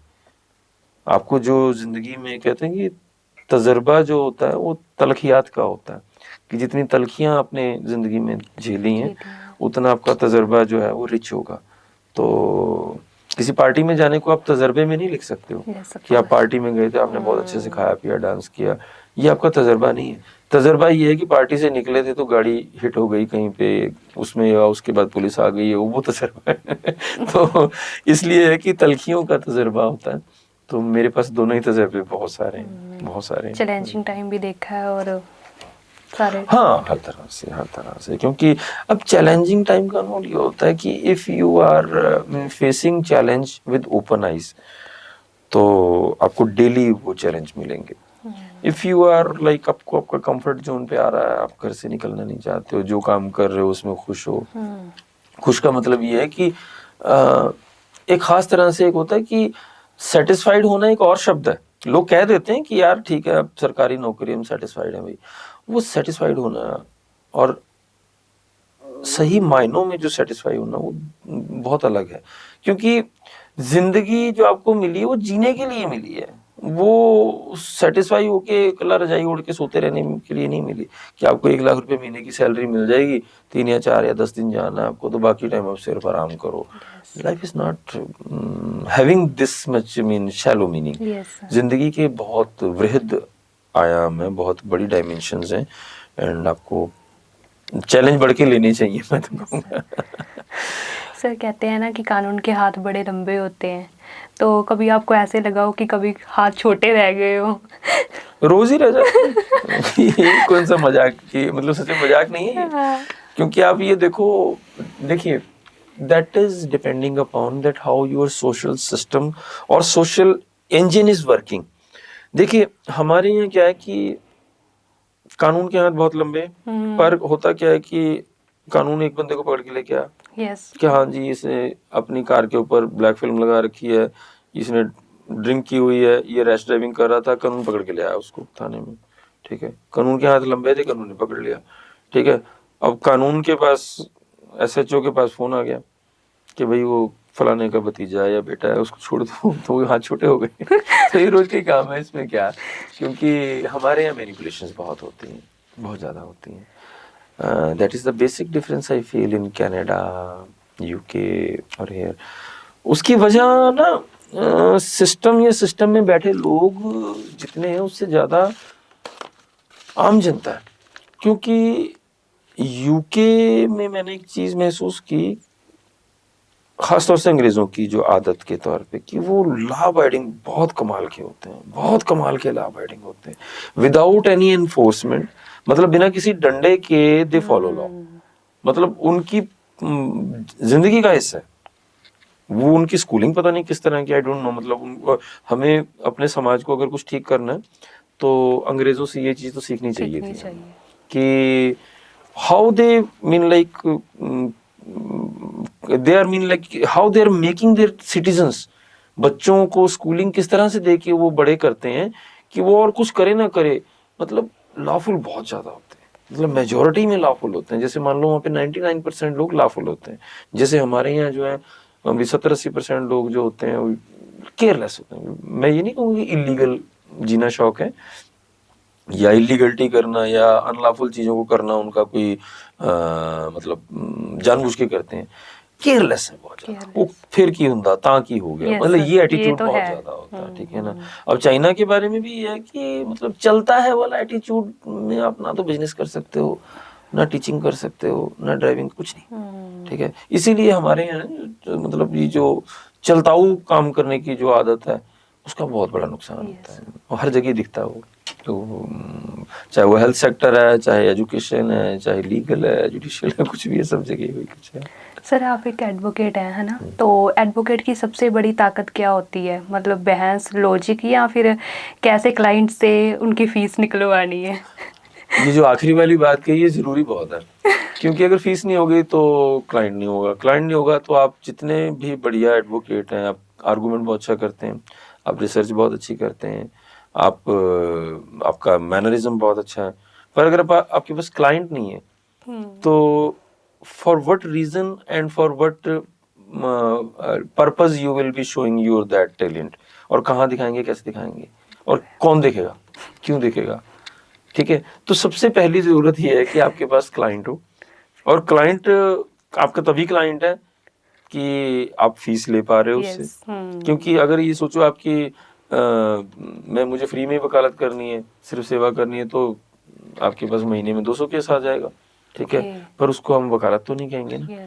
तो वकालत का जो एक्चुअल मीनिंग है उसमें यह है कि सभी चीजें उतनी ही जरूरी हैं, फीस लेना भी उतना ही जरूरी है, आपको क्लाइंट को सेटिस्फाई करना, काउंसिल करना भी आना चाहिए, एट द सेम टाइम आपको अपने केस के साथ काम करना आना चाहिए, आपको पता होना चाहिए कि हाँ जी इसमें रिक्वायरमेंट क्या है, देन फाइनली आपको आर्गू करना है जज के सामने। तो आज जज के सामने आर्गू करने में 100 चीजें, आपको कोर्ट मैनरिज्म पता होना चाहिए, तो फंक्शनिंग, इसीलिए थोड़ा सा इसको, ये इस तरह का फील्ड है, इसमें टाइम लग ही जाता है।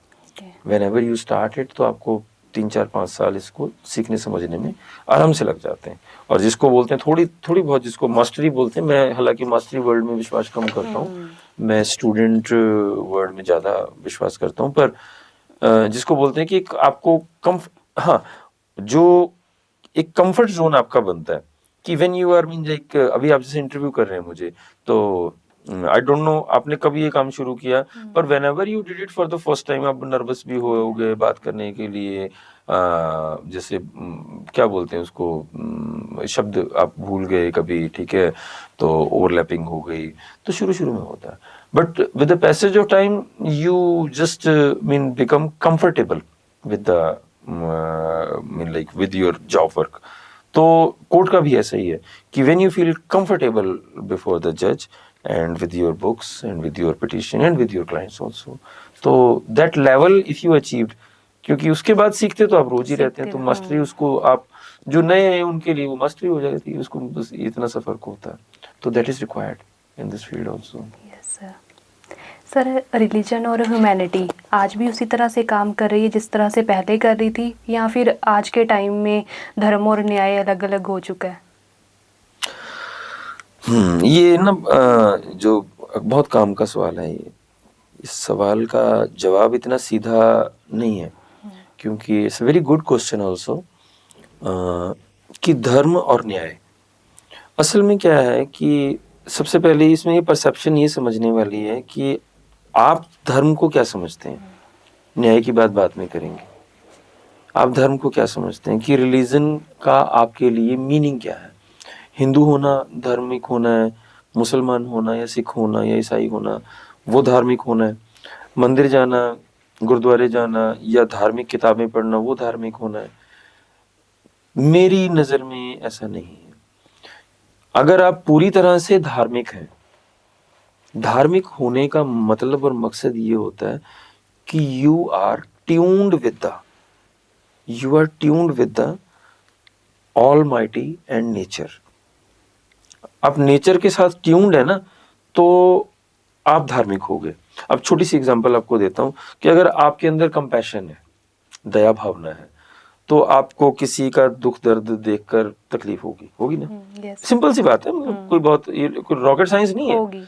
जीवन में जो बड़ी बातें और बड़ी चीजें हैं ना, वो रॉकेट साइंस नहीं होती, बिल्कुल सीधी होती है वो. ये बड़ा मतलब डायलेमा है लोगों का, पैराडॉक्स है कि लोगों को ये लगता है कि बड़ी बातें बड़ी मुश्किल से होती हैं. इसमें जीवन को आसान बनाने के लिए चीजें बहुत आसान है, पर उनको करना बहुत मुश्किल है, क्योंकि हमारा जो ईगो है, हमारा जो अपना मैकेनिज्म है ना, वो उसको मतलब समझ ही नहीं पाता कि इतना आसान है. इसको ये नहीं, इतने आसान से कहाँ होगा, जबकि ये मेरे हिसाब से इतना ही आसान. एक मान लीजिए डॉग है, कोई कुत्ता है, उसको आप फीड करते हो सिर्फ, ठीक है. हालांकि अगर नहीं भी फीड करोगे तो अपनी जिंदगी वो जी रहा है, उसमें कोई उसको खाना मिल ही जाना कहीं ना कहीं से. पर अगर आपके अंदर कंपैशन है, आप उसको खाना दे देते हो. और अगर कहीं जानवर कोई मतलब इंजर्ड है, उसका आप इलाज करा देते हो. कोई मतलब बुजुर्ग है, उसकी थोड़ी हेल्प कर दी, तो क्या ये कंपैशन तो है ना. तो ये आप अगर कंपैशन के काम कर रहे हो, कुछ गंदा देख रहे हो तो उसको खुद से साफ कर देते हो, ठीक है.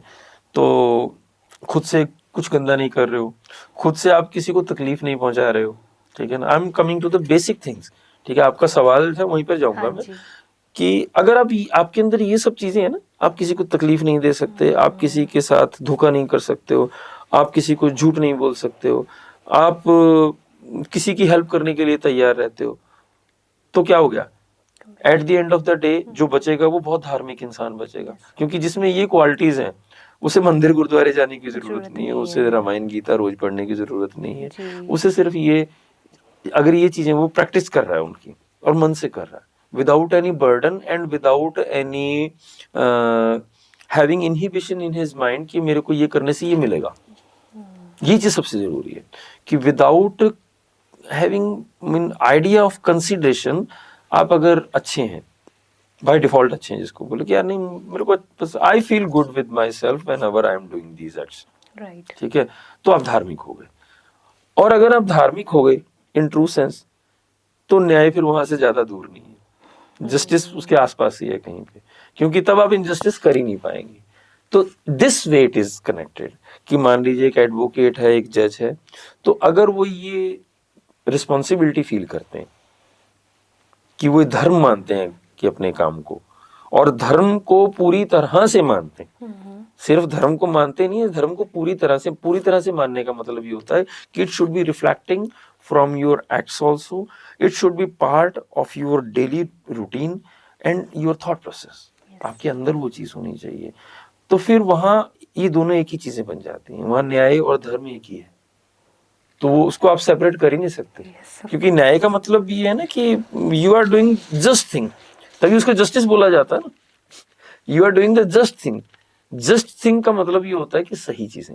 तो सही काम जो भी कर रहा है वो धर्म भी निभा रहा है अपना, और वो जस्टिस भी कर रहा है. तो वो चाहे पुलिस में है, चाहे डॉक्टर है, चाहे टीचर है, चाहे किसी भी फील्ड में है, अगर वो पूरी तरह से अपनी ड्यूटीज के साथ अबाइड है, विद सोल एंड स्पिरिट जिसको बोलेंगे, तो वो धार्मिक भी है और वो न्याय अपने आप उसमें आ गया, वो न्याय प्रिय भी है। तो उसमें मुझे कोई फर्क नजर नहीं आता। अगर आप मोटा मोटा अगर शब्दों का फर्क देखना है तो धर्म, रिलीजन है, न्याय अलग है, मतलब वो चीजें उसको मतलब उसको उसमें समझने जैसा कुछ नहीं है। अलग अलग नहीं है, दोनों एक ही दोनों ही बात है। साथ है। यस, ठीक है। दीज आर एक मतलब एक तरह से मान लीजिए, these are the mean different mean poles of a same rope. Yes. एक ही रस्सी के दो सिरे हैं बस, और कुछ नहीं है। मतलब अगर आप उसको छोटा करते जाओगे, वो रस्सी जितनी लंबी है आपकी, मतलब आपकी उलझन जो है कि आपको बात समझ नहीं आ रही है, आप धर्म और न्याय को अलग अलग देख रहे हो। क्योंकि आप धर्म का मतलब ये समझ रहे हो कि भी मैं तो नित्यनेम दा पाठ करदा, मैं रोज सवेरे 4 बजे गुरुद्वारे जाना, ठीक है, ते या मंदिर जाता हूँ या कुछ भी कर रहा हूँ, ठीक है, तो मैं धार्मिक हो गया। पर बाहर निकलते ही आपको गुस्सा आ जाता है, ठीक है, आप कभी किसी को डांट रहे हो, कभी किसी से झगड़ा कर रहे हो, ठीक है, तो आपकी वो रस्सी लंबी है। धर्म और न्याय का जो सिरे हैं ना, वो उतने दूर होते चले जाएंगे। जितना ये बीच का गैप खत्म होता जाएगा, उससे एक दिन ऐसा आता दोनों एक ही हो जाते हैं। तो उसमें डिफरेंस कुछ नहीं है, वो समझ जो है बस उसी का फर्क है। हम जीवनियाँ पढ़ते हैं, उनकी लाइफ स्टोरीज पढ़ते हैं, तो उसमें हमें जो जब टर्निंग पॉइंट होते हैं ना उनके, वो टर्निंग पॉइंट अपने आप में आपके सवाल का जवाब होते हैं कि अगर किसी ने सीखना और समझना है तो बुद्ध ने जब रिनंशिएट किया, एक आइडिया आया कि मुझे जो ये राज भाग जो भोग विलास राज मिला हुआ है, जो मुझे ये नहीं जीना है। वो जो आइडिया जब आया था, जब मेहता कालू ने गुरु नानक जी को 20 रुपए दे के कहा था कि जब व्यापार करके मतलब बिजनेस करके आओ, ठीक है, तो जब उनको वो आइडिया आया था कि यार भी मेरा व्यापार तो यही है कि मैं तो इसको इससे खाना खिला दूं, लंगर चला दूं, वो आज तक चल रहा है। 20 रुपए से स्टार्ट किया था, ठीक है ना, तो वो लंगर आज तक चल रहा है। तो दैट वेरी आइडिया, उसके बाद नानक ने बहुत सारी यात्राएं की, बहुत सारी वेमेंटली उन्होंने यात्राएं की। और यहाँ से आपको मेरी पुरानी बात जो मैंने कही थी कि यात्रा से सीखते हैं आप। जितने एनलाइटेंड मास्टर हैं वो बहुत सारी यात्रा करते हैं, करते रहे हैं, करते रहेंगे। यही उनका मतलब मेन काम है, उनका उनकी ऑक्यूपेशन ही मेन ही है। क्योंकि यात्रा करेंगे, अलग अलग लोगों को मिलेंगे, खुद भी सीखते हैं, औरों को भी सिखाते हैं। जैसे आपने कहा था नेचर ही सिखाता है यात्रा। तो it's part of nature. Nature की ड्यूटी है आपको अच्छे से ग्रो करना। सर, आप किस चीज पे यकीन करते हैं, सच्चाई पर या मतलब होशियारी पर? Again it's I mean complicated question. जितने आप नकली दुनिया में रहेंगे, जितने आप आसपास के आपके का सिस्टम जो है जितना मतलब धूर्त है, जितना कॉन्स्पिरेसीज का एटमॉस्फेयर है, वहां आपको होशियार होना ही पड़ेगा। क्योंकि होशियारी जो है, होशियारी इज द मीन रिस्पॉन्स, जो होशियारी है it's a response to the environment and atmosphere. आप सिंपली आप अकेले कहीं पर रह रहे हैं, छोटी सी बात है, आपने ये सवाल ना इतना आपने पूछ तो लिया, पर मेरे को लगता नहीं कि आपको इसका मतलब पता होगा कि आपने क्यों पूछा है। क्योंकि आप अगर जंगल में रह रहे हो अकेले, पेड़ पर फल लगे हुए हैं या मतलब जो खाने पीने की चीजें आपके पास अवेलेबल है, आप बताओ आपको किसी होशियारी की जरूरत पड़ेगी? नहीं, इट इज नॉट रिक्वायर्ड। होशियारी की जरूरत आपको तब पड़ेगी कि वो वहीं पर जहां पर आप रह रहे हो 20-50 लोग और आके रहने लगे, और रात को आप कुछ बना के रखते हो, रात को कोई आके चुरा के ले गया, कोई उठा के ले गया, ठीक है, तो तब आपको थोड़ी बहुत होशियारी करनी पड़ेगी। सो दिस इज कि आप किस तरह के समाज में रह रहे हो। तो जिस तरह के समाज में आप रह रहे हो, वहां पे आपको उस तरह से, उसी मिकदार में, उसी रेशो में आपको होशियार होना पड़ता है। क्योंकि देखो, अब आप जैसे मान लो जापान है, जापान में आप मान लीजिए मोबाइल है, आप कहीं पर भूल गए, तो आप चाहे 4 दिन के बाद आ जाओ वहां पे, वहां से मोबाइल नहीं उठाएगा कोई। आपको बैग पड़ा है, आपका बैग कोई उठाएगा नहीं, वहां पे पता ही नहीं लोगों को।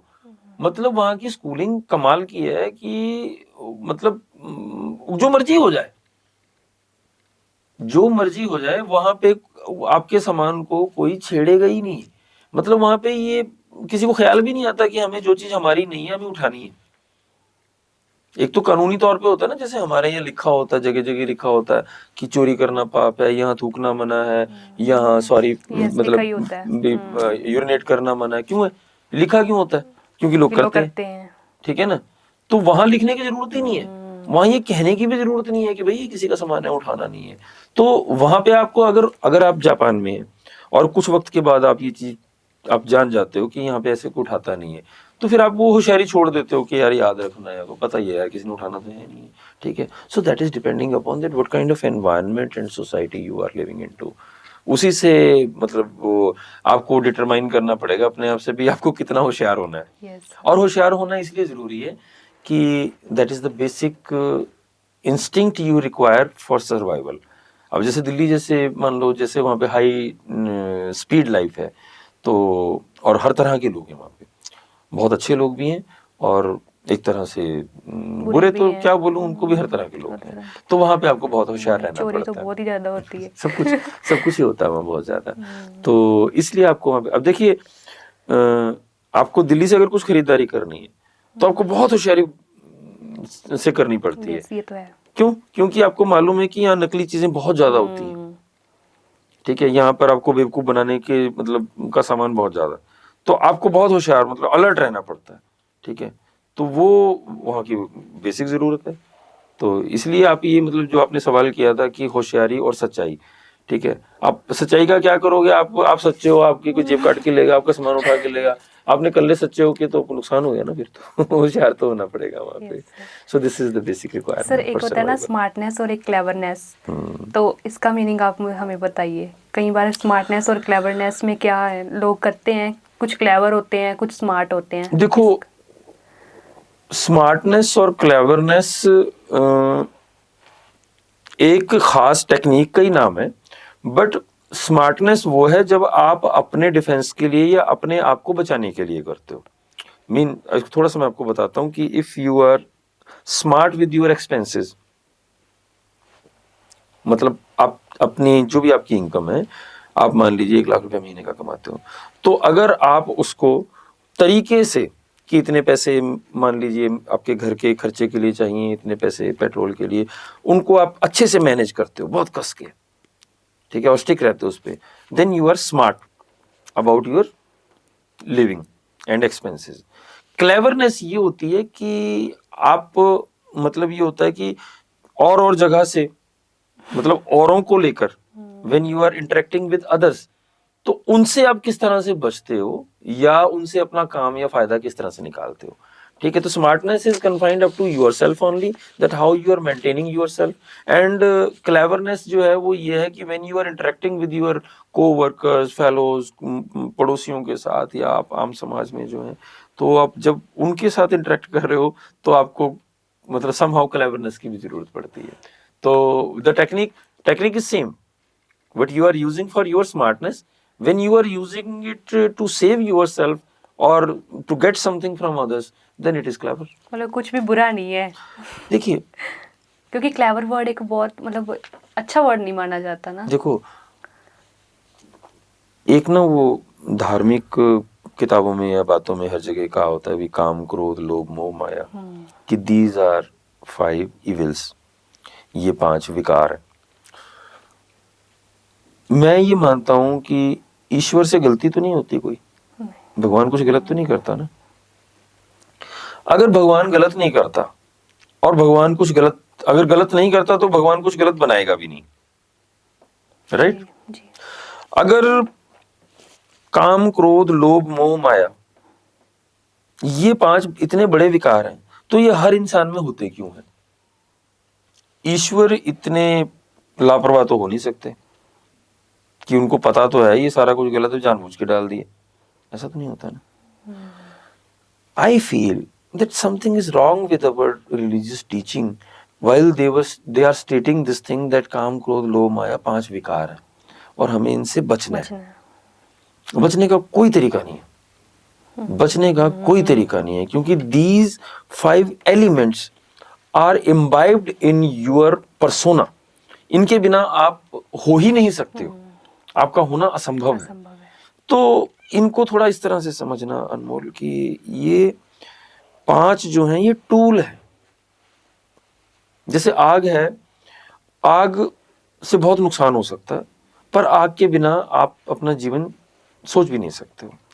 किचन में चाकू होता है, छोटी सी बात समझाता हूँ आपको। यस। चाकू के बिना क्या आप रूटीन में सब्जी वगैरह अच्छे से बना लेंगे? नहीं, आपको उसकी काटना हेल्प की जरूरत पड़ेगा। पड़ेगी। छोटे बच्चे को आप चाकू हाथ में नहीं पकड़ने नहीं देते, क्यों? देंगे। क्योंकि उसको इस्तेमाल नहीं करना आता, उसको यूज नहीं करना आता, हार्म हो जाएगा। उसका नुकसान हो जाएगा, वो काट लेगा अपने आप को, क्योंकि उसको उसका यूज ही नहीं पता। नहीं, उसका तरीका नहीं मालूम है। तो जब जिसको तरीका पता है तो वो कहता है कि ये चाकू जी तेज नहीं है। जिसको तरीका पता है ना, उसको तेज चाकू चाहिए। ठीक है, तो काम क्रोध लोभ मोह माया, इनमें से कुछ भी जो विकार इनको कहा जाता है, मेरे हिसाब से ये टूल है। And you while you are living as a living being, तो आपको इन टूल्स को अप्रोप्रिएटली एंड एफिशिएंटली यूज करना आना चाहिए। बिना क्रोध के भी आपका गुजारा नहीं है, बिना लोभ मोह माया, ये सब चीजों का एक बड़ा बैलेंस्ड यूज आपको आना चाहिए, आपको यूज करना आना चाहिए। ठीक है ना? अब जैसे मान लीजिए, अब चाकू की ही बात मैंने की थी, तो चाकू आपको तभी चाहिए ना जब आपने सब्जी वगैरह अब हर काम तो आप चाकू से कर नहीं सकते हो। तो हर वक्त आपके दिमाग में अगर काम रहेगा या क्रोध रहेगा या लोभ रहेगा तो चीजें खराब होंगी आपकी। ठीक है, तो तब ये लोग कहेंगे कि हाँ यार ये तो मतलब विकार है, तब तो विकार ही है। ठीक है, तो you need to be alert, aware and efficient, जिसको कहते हैं कि ये जीने की कला है। When you learn to maintain the balance between these things and इनको यूज करना आपको आ गया, that is the... Yes, सही बात है सर। सर वैसे जैसे एडवोकेट का काम बहुत टेंशन वाला होता है ना? जी। तो आप अपनी विल पावर को स्ट्रॉन्ग करने के लिए, आत्मिक शांति के लिए क्या करते हैं? योग करते हैं, वॉक करते हैं, एक्सरसाइज क्या करते हैं आप? देखो, आप योग कर लो, वॉक कर लो, कुछ भी कर लो, तो जब तक आपका जिस बात की वजह से टेंशन है, अब टेंशन की कोई तो वजह होगी। अब लीगल काम में मैं वकील हूँ, तो अगर मुझे टेंशन हो रही किस बात की होगी? कि कोई केस लगा हुआ है। ठीक है, and that case demand certain kind of mean time, certain kind of knowledge, study. तो जब तक मैं वो नहीं कर लूंगा ना, तो मैं जितना मर्जी ध्यान कर लूं, जितना मर्जी योग कर लूं, I will not be at ease. तो सबसे पहले तो मुझे अपना वो काम जो है वो सेटल करना है, कि उसका स्कोर सेटल जब तक नहीं होगा तो मतलब ये सब चीजें जो हैं, ये सब मतलब ये सेकेंडरी चीजें हैं। मैं ये नहीं कहूंगा कि यूजफुल नहीं है, यूजफुल है। आप अगर एक्सरसाइज करते हैं, थोड़ा बहुत रनिंग करते हैं, योग करते हैं, तो फिजिकली आप बैलेंस्ड रहते हैं, वो करनी भी चाहिए सभी को। बट अल्टीमेटली एट ईज आप तभी हो पाएंगे कि whatever the job assign to you has been accomplished. तो जॉब अकम्प्लिश से बड़ा सुकून और कोई नहीं है। तो अकम्प्लिशमेंट के लिए क्या आपको पूरा 100% दे के वो काम को निपटाना होता है। ठीक है, हाँ, अब आपने आर्गू कर दिया, केस अच्छे से तैयार करके कर दिया, अब उसमें होना क्या है, that is not in your hand.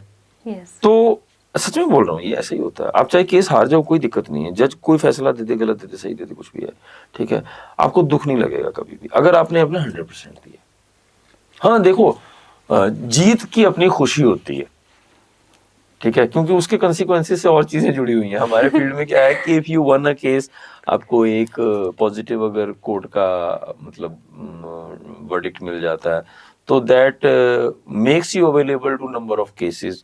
Number of cases का मतलब number of clients, number of clients का मतलब ये है कि अर्निंग। तो इसलिए ये होता है कि वो उसका, जैसे बोलते हैं, उसका फल बहुत मीठा है, तो इसलिए वो जरूर, इसीलिए उसकी टेंशन भी होती है कि यार केस लूज ना हो जाए कहीं। तो बट ये होता है कि since it is not in your hand, decision is not in your hand, तो आपको बट नेचुरल है, एक ही चीज पर संतोष करना पड़ता है कि यू डू योर 100%। सर जैसे आपने बताया था कि आप मतलब एडवोकेट की डेस्टिनी आपकी बड़ी लंबी रही है, मतलब आपने सोचा नहीं था कि मैं बनूं, लेकिन सिंगिंग आपको बहुत अच्छी लगती है। हाँ। तो कोई आप मतलब सॉन्ग सुना सकते हैं? नहीं, सॉन्ग इस तरह से तो सुनाना थोड़ा मतलब, क्योंकि मैं इस तरह से गा नहीं पाता हूँ। ओके। क्योंकि मतलब गाने का जो मतलब उस तरह, क्योंकि मैं उस तरह का प्रोफेशनल बन नहीं पाया कभी कि जिसको जब ऐसे चुटकी बजाओ और गाना शुरू कर दे, वो जब तक उस तरह का मूड माहौल ना हो तब तक गाया नहीं Okay. जाता है। Although I never decline any request, but ये है कि क्योंकि अभी जैसे मन का रॉ कुछ और बना हुआ है, अभी हमारी बातचीत का सब्जेक्ट मैटर कुछ और है, तो अचानक से जैसे गाना is not possible for me. बहुत सारे लोग कर लेते हैं, मैंने देखा, वो बातचीत करते करते कुछ कह दो अचानक से गाना शुरू कर देंगे, और मेरे लिए पॉसिबल नहीं होता है इसलिए। सर जैसे टेंशन वगैरह जब आप बोल रहे थे कि टेंशन, मैं बोल रही थी कि एडवोकेट का काम टेंशन वाला होता है, जी, तो मतलब सिंगिंग भी आपकी हेल्प करती है इस चीज़ में? बहुत ज्यादा, बहुत ज्यादा उसमें ये है, क्योंकि when you are doing the things which are close to your heart and your basic instincts, तो आप एट ईज होते हो। जैसे, क्योंकि देखो वकालत बेसिकली मेरा प्रोफेशन है, ठीक है, I enjoy arguing in the court, but वकालत में सिर्फ आर्गू करना नहीं होता, उसमें बहुत सारी क्लाइंट्स के साथ टाइम बिताना, ऑफिस में किताबों के साथ लिखना पढ़ना, जो चीज़ें कई बार बहुत ज़्यादा पसंद नहीं भी हैं वो भी करनी पड़ती है ना, काम में तो सारा कुछ करना पड़ेगा, तो ऑल द टाइम आर्गूमेंट तो होता नहीं है, ठीक है, तो वो चीज़ें तुम्हें थकाती हैं। तो उससे क्या होता है कि वेन एवर आई सिंग, कुछ भी गाना प्रोग्राम किया, कुछ स्टेज शो किया कभी, तो that makes me very easy.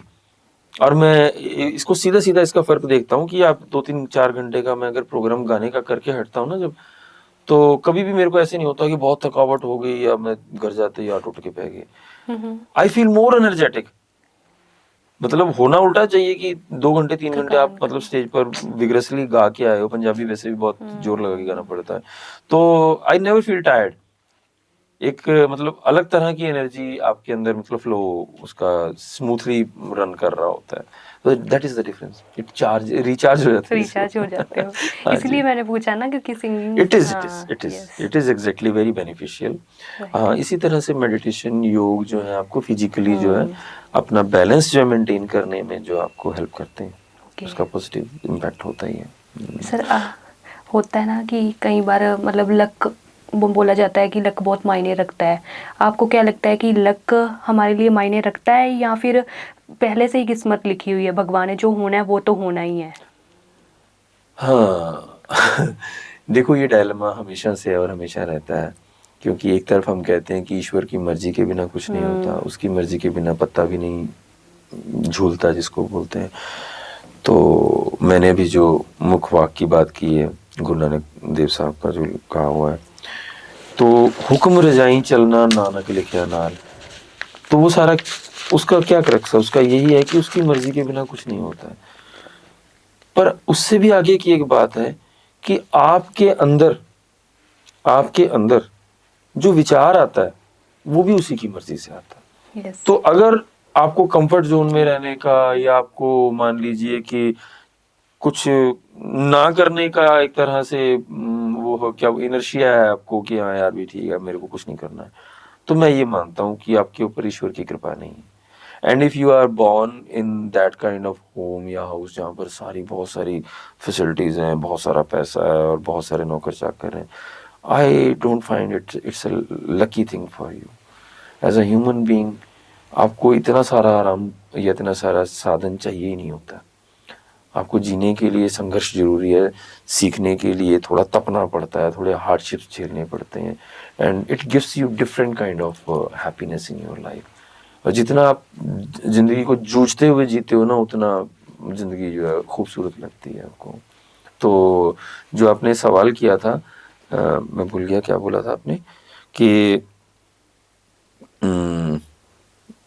खैर छोड़ो, निकल गया दिमाग से सर आपको क्या लगता है कि मतलब सच्चाई की हमेशा जीत होती है, या फिर ऐसे होता है कि कई बार, क्योंकि इंसाफ में तो काफ़ी टाइम लग जाता है, तो मतलब या फिर ऐसे होता है कि सच्चाई की हमेशा जीत होती, लोग कहते हैं, तो क्या सच्चाई को जीतने के लिए एक वकील की ज़रूरत पड़ती ही पड़ती है, या सच खुद जीतता है? इंसाफ कहते हैं ना, इंसाफ हो गया इंसान का।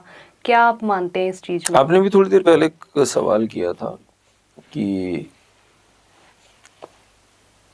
Cleverness and smartness. Yes.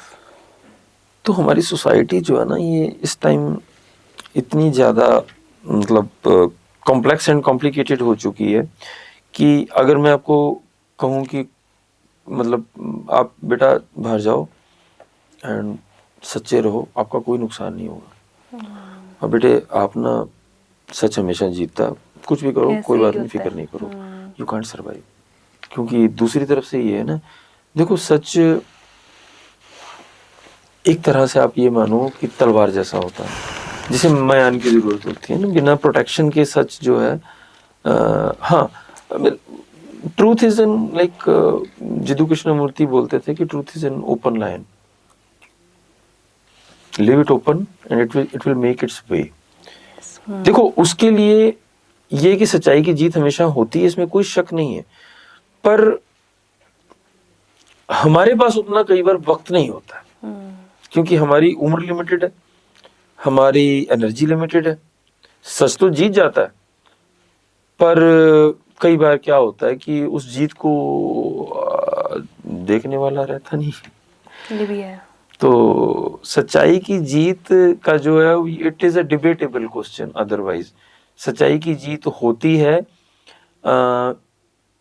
In that sense कि आपको लगता है, पर हमारे यहाँ सिस्टम में एक सच्चाई और भी है कि आपकी क्लेवरनेस, आपकी होशियारी, वो भी सच्चाई, उसको मतलब वो भी एक सच्चाई है कि अगर कोई बहुत क्लेवर है, बहुत होशियार है, तो वो आपसे जीत जाएगा।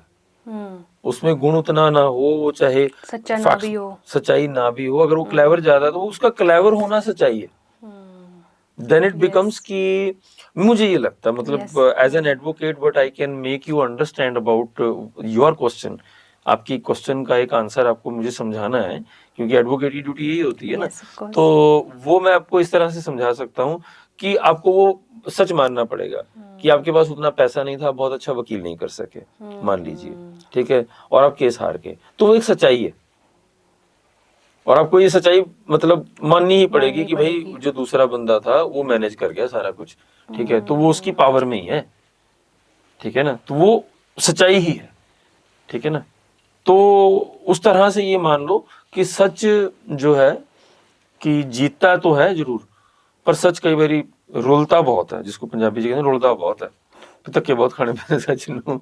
तो इट्स सर इसी बात से लक की बात आ गई ना कि लक को जैसे कोई क्लेवरनेस कर गया अपनी, वो जीत गया और उसका लक भी काम कर गया, ये भी बात है। देखो पता क्या है, लख सियाणफा नाल हुण इक न चले नाल, है ना उसमें। तो I use to take reference from Mukhwak most of the time. कभी कॉम्प्लिकेट सिचुएशन आती है ना तो I use to take reference from Mukhwak. तो लख सियाणफा नाल हुण इक न चले नाल, कहते भी जब तक उसका हुक्म नहीं होता ना, तो आप जितने मर्जी समझदार हो, जितने मर्जी संपन्न हो, आपकी कोई शायरी नहीं चलेगी वहां पे, ठीक है ना। तो जब तक उसका हुक्म नहीं होगा, उसको आप भाग्य कह लीजिए, आशीर्वाद कह लीजिए, जब तक उसका हुक्म नहीं होगा तब तक चीज मान लीजिए मतलब जरूरी नहीं है कि आपकी फेवर में हो जाए। ठीक है सर, आपकी लाइफ में कोई ऐसा केस आया हो जिसमें आपकी प्रोफेशनल लाइफ आपको हेल्प करने की अलाउड ना कर रही हो, तब आप क्या करेंगे? आप अपनी दिल की सुनेंगे या कानून की? कानून की बिल्कुल, क्योंकि देखो सीधी सी बात है उसमें, इट इज वेरी क्लियर कि since you are in some profession, अगर आपने जॉब वर्क हाथ में ले लिया, then choice is not yours कि मुझे ये इतना करना है, ऐसे नहीं करना है, वैसे नहीं करना है, वो आपको अकम्प्लिश करना चाहिए मेरे हिसाब से। अगर जैसे आपने पहले धर्म की बात की थी ना, तो एज एन एडवोकेट मेरा धर्म यही है कि whatever the job I have undertaken, जिस काम की मैंने फीस ले ली, पैसे ले लिए, कुछ भी कर लिया, तो मुझे वो अकम्प्लिश करना चाहिए, मेरा धर्म है वो। तो उसमें फिर मुझे ये नहीं होना चाहिए कि मुझे ये लग रहा है जी, ऐसा है जी, वैसा है जी, ना, it is not my part of job कि मैं ये सोचूं कि हाँ नहीं इसमें तो ऐसे है, इसमें वैसे, मैं जजमेंटल नहीं होना, कहने का मतलब I have to do my job work with that intensity and sincerity कि जिसमें मेरे क्लाइंट का जो इंटरेस्ट है वो प्रोटेक्ट करना है। तो that is the necessary and basic element of our profession कि एज एन एडवोकेट अगर आप केस पकड़ लेते हैं, देन यू आर नोबडी और don't have any right to जज दोस थिंग्स कि हाँ ये ऐसे है वैसे है, हाँ, वो केस पकड़ने से पहले। देन इट देखो, आप एक एडवोकेट हो, आप अपनी वकालत किस तरह से करते हो, ठीक है, उस पर डिपेंड करता है। आप कहते हो कि जी मैं तो मेरिट्स पर ही केस करूंगा, मैं कोई मैनिपुलेशन नहीं, कोई तोड़फोड़ नहीं करनी, मुझे कुछ नहीं करना, ठीक है, तो देन आप अपने क्लाइंट को कहते हो कि नहीं भाई मैं किसी पुलिस वाले से बात नहीं करूंगा, मैं किसी और तरह से कोई मतलब जिसको बोले कि बिहाइंड द सीन जो है कुछ भी मैं कुछ नहीं करूंगा, ठीक है, देन आपकी चॉइस वहीं तक महदूद है। आप क्लाइंट के लिए किस तरह से मतलब एंगेज किए गए। अनमोल प्रॉब्लम पता क्या, if somebody is close to me, मान लो मेरा पड़ोसी है, मेरा रिश्तेदार है, मेरा दोस्त है, the moment I engaged as an lawyer with him, वो मेरा दोस्त रहता ही नहीं, रह ही नहीं पाएगा, क्योंकि वो बिगड़ ही जाएगा। क्योंकि ये जॉब ऐसी है, इसमें पूरी तसल्ली होना बहुत मुश्किल होता है। तो अच्छा, रिजल्ट मेरे हाथ में नहीं है, मेरे कुछ एक रिलेशन है, ऐसे दोस्त हैं, एक्सपीरियंस है मुझे इस चीज का, जहां मैंने मना किया था कि जी मैं पड़ोसी का केस, किसी दोस्त का केस नहीं लेता हूं जानबूझ के। अगर मुझे दोस्ती प्यारी है तो मैं उसका वकील नहीं बनना चाहूंगा, क्योंकि अगर मैं उसका वकील बन जाऊंगा तो कहीं ना कहीं मेरी दोस्ती जो है वो मतलब खतरे में पड़ जाएगी। और ये बहुत प्रैक्टिकल है। अगर कोई आपका पड़ोसी है तो आप उसका केस ले लेते हो, ठीक है, और मान लो किसी भी स्टेज पे जाके, ठीक है, मान लो डिजायरस रिजल्ट नहीं आता, ठीक है, तो वो आपसे नाराज हो जाएगा, ठीक है। तो इसका बेसिक फार्मूला तो यही है कि आपको अपने पड़ोसी का और अपने रिश्तेदार का और दोस्त का प्रोफेशनल केस फीस वाला जिसको बोलते हैं, या वैसे भी तो थोड़ा अवॉइड करना चाहिए अगर आप मतलब उससे बचना चाहते हो कवायद से। इफ यू आर लाइक मैं तुम्हें सिर्फ मतलब एक तरह से अपने पैसों से मतलब है, काम से मतलब है, दोस्ती गई भाड़ में, रिश्तेदारी गई मतलब तेल लेने, या पड़ोसी गया चूल्हे में, तो आपको परवाह नहीं है, आपको केस चाहिए बस, पैसे चाहिए बस। तो वो अलग अलग मतलब टेम्परामेंट के एडवोकेट होते हैं वो लोग भी, पर ये है कि मेरा आप नहीं, ठीक है, मेरी कॉन्शियस नहीं अलाउ करती है मुझे। मैंने बल्कि ये है कि वो मेरे पड़ोसी दोस्त हैं कुछ, तो उनको मना भी किया था कि you should not go into litigation, at least not with me, but they were adamant कि नहीं सर अपनी दोस्ती में कोई फर्क नहीं आएगा इससे। पर बाद में ये था कि क्योंकि मुझे तो पहले दिन पता था कि ऐसा होना है, कि इनके केस का मतलब, क्योंकि फैक्ट्स कुछ इस तरह के थे कि I can see the consequences कि इसमें कुछ बनना नहीं है। तो मैंने उनको क्लियरली बता दिया था कि भाई आपके केस में बनेगा कुछ नहीं, आप कोई भी वकील कर लो, ठीक है, चाहे 5,000 वाला कर लो, चाहे 5 लाख वाला कर लो, चाहे 50 लाख वाला कर लो, इसका रिजल्ट कुछ नहीं आएगा, ठीक है। उसके बावजूद उन्होंने मुझे एंगेज भी किया, मुझे फीस भी दी, मैंने अपनी तरफ से पूरी तरह से लड़ा भी case, but at the end of the day he felt dried and like बुरी तरह से वो उसको लगा कि यार ये नुकसान हो गया, गलत हो गया मुझसे, तो ना करके भी हमारा रिलेशन जो है उस तरह का नहीं रहा जैसा होता ही है सर। हाँ, सो दैट इज द थिंग। आप मतलब सही फॉर्मूला है आपका। हाँ जी बिल्कुल। नहीं अब क्या करें, आप एक बात ना देखो, अगर आपको अब एक चीज आपके हाथ में ही नहीं है। मेरा कोई दोस्त, कोई पड़ोसी कोई कहता है कि मेरे को 100 रुपए चाहिए, मेरे पास है, मैं दे दूंगा, कोई प्रॉब्लम नहीं है, ठीक है, एंड विदाउट एक्सपेक्टेशन कि ये वापस आएंगे नहीं आएंगे, ठीक है, मैंने दे दिए, हेल्प कर दी, कोई बात नहीं, ठीक है, और दोस्ती और मजबूत हो जाएगी, पड़ोसी और अच्छा हो जाएगा, ठीक है। बट अगर मान लो मेरी जेब में 1,000 रुपए है और उसको एक लाख की जरूरत है, मैं दे नहीं पाऊंगा, और मैं अगर उससे कमिटमेंट कर लूंगा या चल तेरे साथ चलता हूँ, किसी से दिलवा देता हूँ, ये है वो, ultimately it will mean ending up in the mean disaster. वही बात होगी, जितनी चादर उतने पैर पसारो। बिल्कुल सही बात है। मतलब चादर की बात भी है, दूसरी बात ये है कि whatever the commitment you can not oblige with and you are clearly looking into the consequences, आपको पता है कि यार ये होने वाला ही नहीं है, ठीक है, then don't go for this, right. ये चीज है अभी, क्योंकि जनरली क्या है कि ऑफिस में कोई क्लाइंट आते हैं, बहुत सारे केस ऐसे आते हैं, तो जनरल क्लाइंट्स आते हैं, तो हमें बहुत कुछ दिख रहा होता है कि इसमें कुछ नहीं होगा, तो मतलब it is just part of our profession कि हाँ जी आपको क्या चाहिए होगा, तो ठीक है चलो लाओ केस डाल देते हैं, ठीक है ना। तो उसमें क्योंकि उनको बोल देते हैं भी कंसीक्वेंसेस तो बट नेचुरल है, भी कोर्ट ने देखना, ठीक है, हम तो जो डिजायरस है, जो नीडफुल है वो करेंगे, और वो पूरी ईमानदारी से करेंगे, इसमें इतना सही है। सर आप एडवोकेट के साथ साथ कोई सोशल वर्क भी कर रहे हैं? क्योंकि हमने पहले एक पॉडकास्ट किया था, वो भी एडवोकेट थे और साथ साथ में सोशल वर्क कर रहे थे, जैसे देखो सॉरी आपकी बात बीच में काट रहा हूँ। Social work is not a different assignment, it should be part of your personality and it should be part of your routine. Social work, अगर मैं बोलूँ कि मैं अलग से सोशल वर्क भी करता हूँ तो that will not justify the reason for my doing so, कि इसका मतलब ये है कि मैं उस चीज को किसी मकसद से, किसी मतलब से कर रहा हूँ.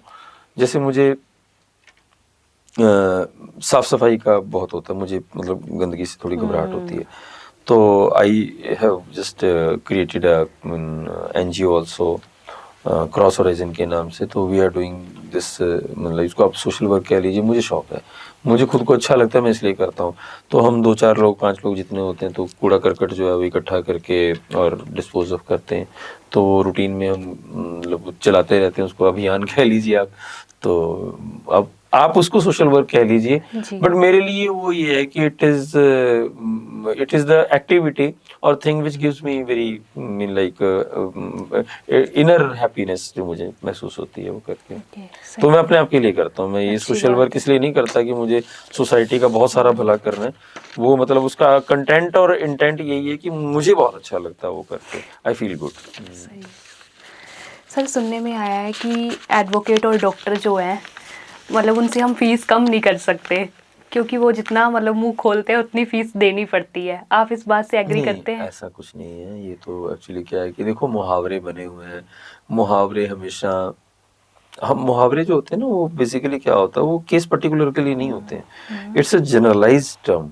जनरलाइज में ये होता है क्योंकि अभी ऐसा क्यों होता है, डॉक्टर वकील की फीस क्यों लोग बार्गेन नहीं करते हैं? क्योंकि डॉक्टर और वकील के पास जब कोई जाता है ना, तो उसके सर्कमस्टांसेस जो होते हैं ना, वो इतने एग्रेवेटेड होते हैं या इतने डिमांडिंग होते हैं कि उस वक्त उसको फीस से ज्यादा काम का जो डिस्पोजल है वो ज्यादा जरूरी है. अब आपकी तबीयत बहुत खराब हो गई, मान लीजिए you can afford up to 5 lakh treatment, तो आप 5 करोड़ वाले डॉक्टर के पास तो नहीं जाओगे ना. नहीं. ठीक है, अब लीलावती बॉम्बे के अस्पताल से तो इलाज नहीं करा सकते, आपकी पॉकेट नहीं अलाउ कर रही. Yes sir. तो आप जिस लेवल का आपका जो मान लीजिए आपका जो आपकी सामर्थ्य है, जो आप अफोर्ड कर सकते हो, आप उसी के पास जाओगे. तो जब आपके माइंड में पहले ही है कि मैं इतना ही करना है, तो वहां पे जाके आप बार्गेन अपने आप से ही नहीं करोगे. ठीक है, इसी तरह से वकील के पास भी जब कोई आता है, तो वकील तो 1,000 से लेके और 10 करोड़ की फीस वाले तक बैठे हैं. हर तरह के वकील होते हैं.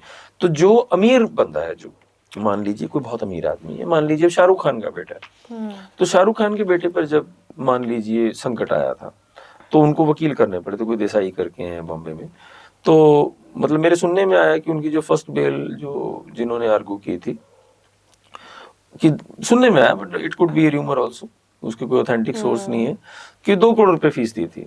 अब शाहरुख खान है, ठीक है, एक बंदा जो साल का 300 से ज्यादा करोड़ रुपए कमा रहा है, मान लो रोज का 1 करोड़ जिसकी कमाई है, उसके लिए 2 करोड़ फीस देना मतलब जायज है. और 2 करोड़ फीस वो तो दे देगा, पर उससे लेना भी हर एक के बस की बात नहीं है, क्योंकि वो उस लेवल, मैं कहूंगा जी मैं कर देता हूँ 2 करोड़ में, क्या दिक्कत है, पर वो मुझे नहीं करेगा ना. ठीक है ना. तो उस स्टेचर का जो वकील है, ठीक है ना, उस स्टेचर के वकील को ही वो असाइनमेंट देगा. तो इसलिए ये होता है कि अगेन, कि अगर उसने मान लो कि उस लेवल के वकील को किया, ठीक है, मैं नाम मेरे दिमाग में से निकल रहा है, जो फर्स्ट बेल आर्गू करने गए थे, तो उनको, उनकी फीस सभी को मालूम है कि जी 2 करोड़ रुपए लेते हैं. तो मान लीजिए कॉर्पोरेट केसेस हैं, बड़े केसेस हैं, तो उनकी चार्ज जो है उनको भी, तो उनको मालूम है कि हमारे काम के लिए यही बंदा चाहिए, तो उसकी फीस में कोई बार्गेन मतलब ही नहीं पैदा होता. तो मतलब वो कोशेंट ही और तरह का है. इसी तरह से डॉक्टर होता है, तो वो आपकी जरूरत ऐसी है कि आप बार्गेन कर नहीं सकते हो. ठीक है, अब कपड़ा खरीदने गए हो, तो आपकी जरूरत ऐसी नहीं है ना कि आपको हैव टू हैव लेना ही लेना है, तो आप बार्गेन करते हो. बस इतनी सी बात है, सिचुएशन की बात है. ये तो है. सर, अगर आपको मतलब जज बनने का मौका मिले, या फिर इन फ्यूचर आप जज बन गए, तो आपका फर्स्ट ऑर्डर क्या होगा? देखो, वैसे तो ये कि I am not at the better side of age, क्योंकि मेरी एज अलाउ नहीं करती है कि मुझे जज बनाया जाए. I have crossed that age limit.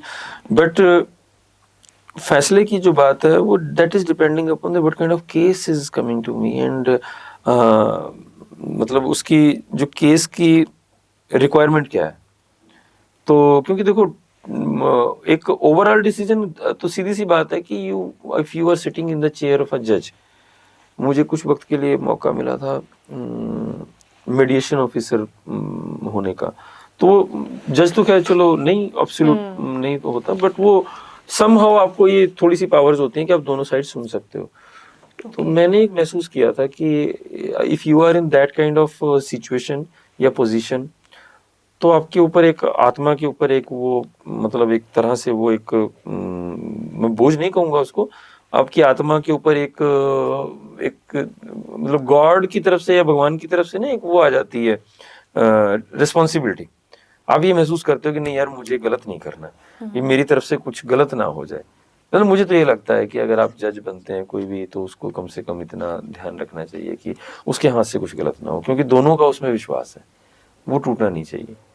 As an advocate तो हम कहते हैं कि गलत आ गया सही आ गया, जो करना कर दो, ठीक है ना, पर once you are in the chair of जज तो आपको उससे बचना चाहिए। सर क्या एज लिमिट है, जैसे आप बोल रहे हो कि अभी आप क्रॉस कर गए हो, तो क्या Those are the different age limits basically.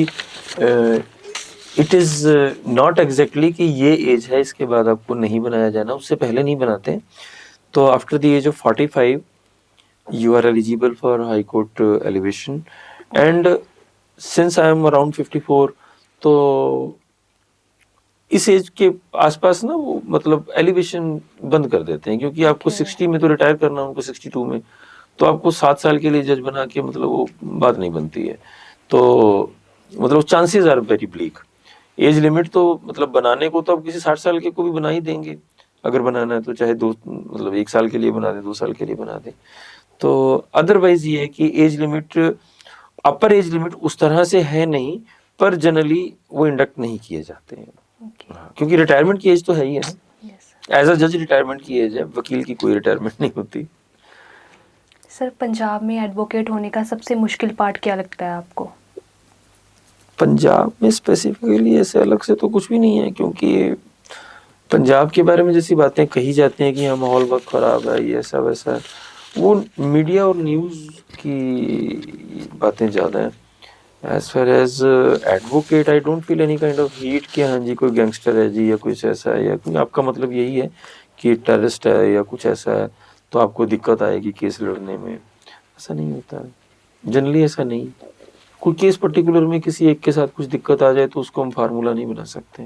Okay, तो मतलब कोई ऐसे इम्पोर्टेंट पार्ट है नहीं उसमें।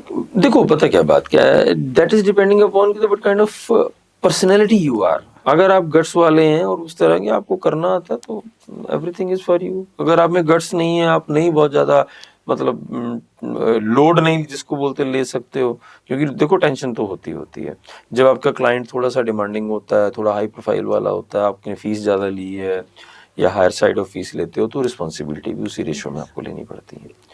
तो उस टाइम फिर मतलब वो क्लाइंट आपको दिक्कत देगा ना, क्योंकि ही इज इन पोजीशन, ठीक है ना। मान लीजिए मैं किसी बहुत अमीर किसी आदमी का कुछ केस कर रहा हूँ तो, और उसकी पोजीशन बहुत स्ट्रांग है, तो वो बर्डन तो फिर आएगा आपके ऊपर, क्योंकि वो आपको डिलीवर करना है उसको, वो डिमांडिंग भी होगा।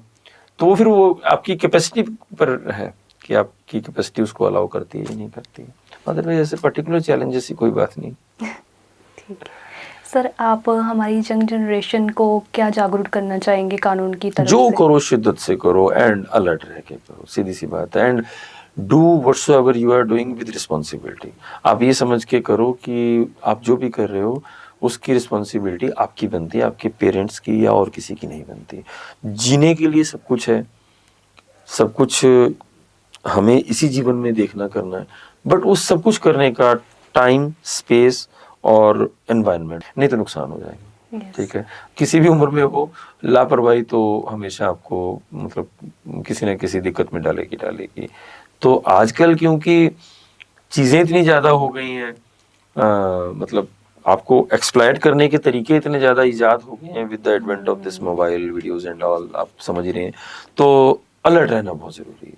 तो सब कुछ करते हुए या जो आपको मतलब ये आप देखो वो लिमिट्स और बैरियर आपको ना खुद से सेट करने पड़ते हैं। कुछ तो देखो सोशल है ही, कुछ एक बैरिकेड्स तो हैं ही, बट बहुत सारी चीज़ें ऐसी हैं जो आपको अपने आप से तय करनी होती हैं कि मुझे ये नहीं करना, ठीक है। ये करने से मतलब ये है कि मेरा या मेरे पेरेंट्स का या मेरे आस पड़ोस का नाम खराब होगा और रिपेयरेबल नहीं है, कुछ आपको दिख रहा है कि गलत है, डोंट डू दैट, सिंपल। अपनी कैपेसिटी से बाहर जाके कुछ मत कीजिए। यस सर, ऑफ कोर्स, ये तो सही बात है। जी। सर, जाने से पहले आप हमारी जी फ्लाइट मोड की पॉडकास्ट ऑडियंस को क्या मैसेज देना चाहेंगे? हमेशा खुश रहो क्योंकि देखो, pursuit of happiness is the main content and intent and goal of every action. तो हम कुछ भी करते हैं ना, तो अल्टीमेटली वो कहीं ना कहीं पे हमें हैप्पीनेस, अपनी इनर हैप्पीनेस के लिए करते हैं। तो सबसे पहले तो ये कि मतलब मेरी यही मतलब गुजारिश है सबसे कि whatsoever you are doing in your life, आपको थोड़ा सा क्लियर होना चाहिए कि आप ये क्यों कर रहे हो। बिना मतलब सोचे समझे नहीं करो कुछ। तो अगर सोच समझ के थोड़ा सा डिसीजन लो तो ठीक रहता है। यस, ये तो है। So thank you very much. आपने बहुत अच्छे से मतलब कि मुझे उम्मीद नहीं थी कि इतने सवाल आप मुझसे पूछोगे, but it is really very good session. Thank you yes very sir, much. हमारा पॉडकास्ट बहुत ही इंफॉर्मेशन भरा रहा और वो हमने बहुत कुछ सीखा, बहुत सारे लॉस के बारे में भी पता चला, अलर्ट रहना चाहिए इसके बारे में भी पता चला। तो इस पॉडकास्ट में जो सर ने हमें बताया, मिस्टर अनिल सर ने, तो उसके लिए हमारी जो पूरी पॉडकास्ट टीम है वो अनिल सर का बहुत बहुत धन्यवाद करती है। Thank you sir. Thank you. अगर आप सब चाहते हैं कि हम और ऐसे मज़ेदार पॉडकास्ट लेके आएँ, तो आप हमारे साथ जुड़े रहिए, इस पॉडकास्ट को देखें, सब्सक्राइब करें, लाइक करें एंड कमेंट करें। तो मिलते हैं अगले पॉडकास्ट में। Thank you.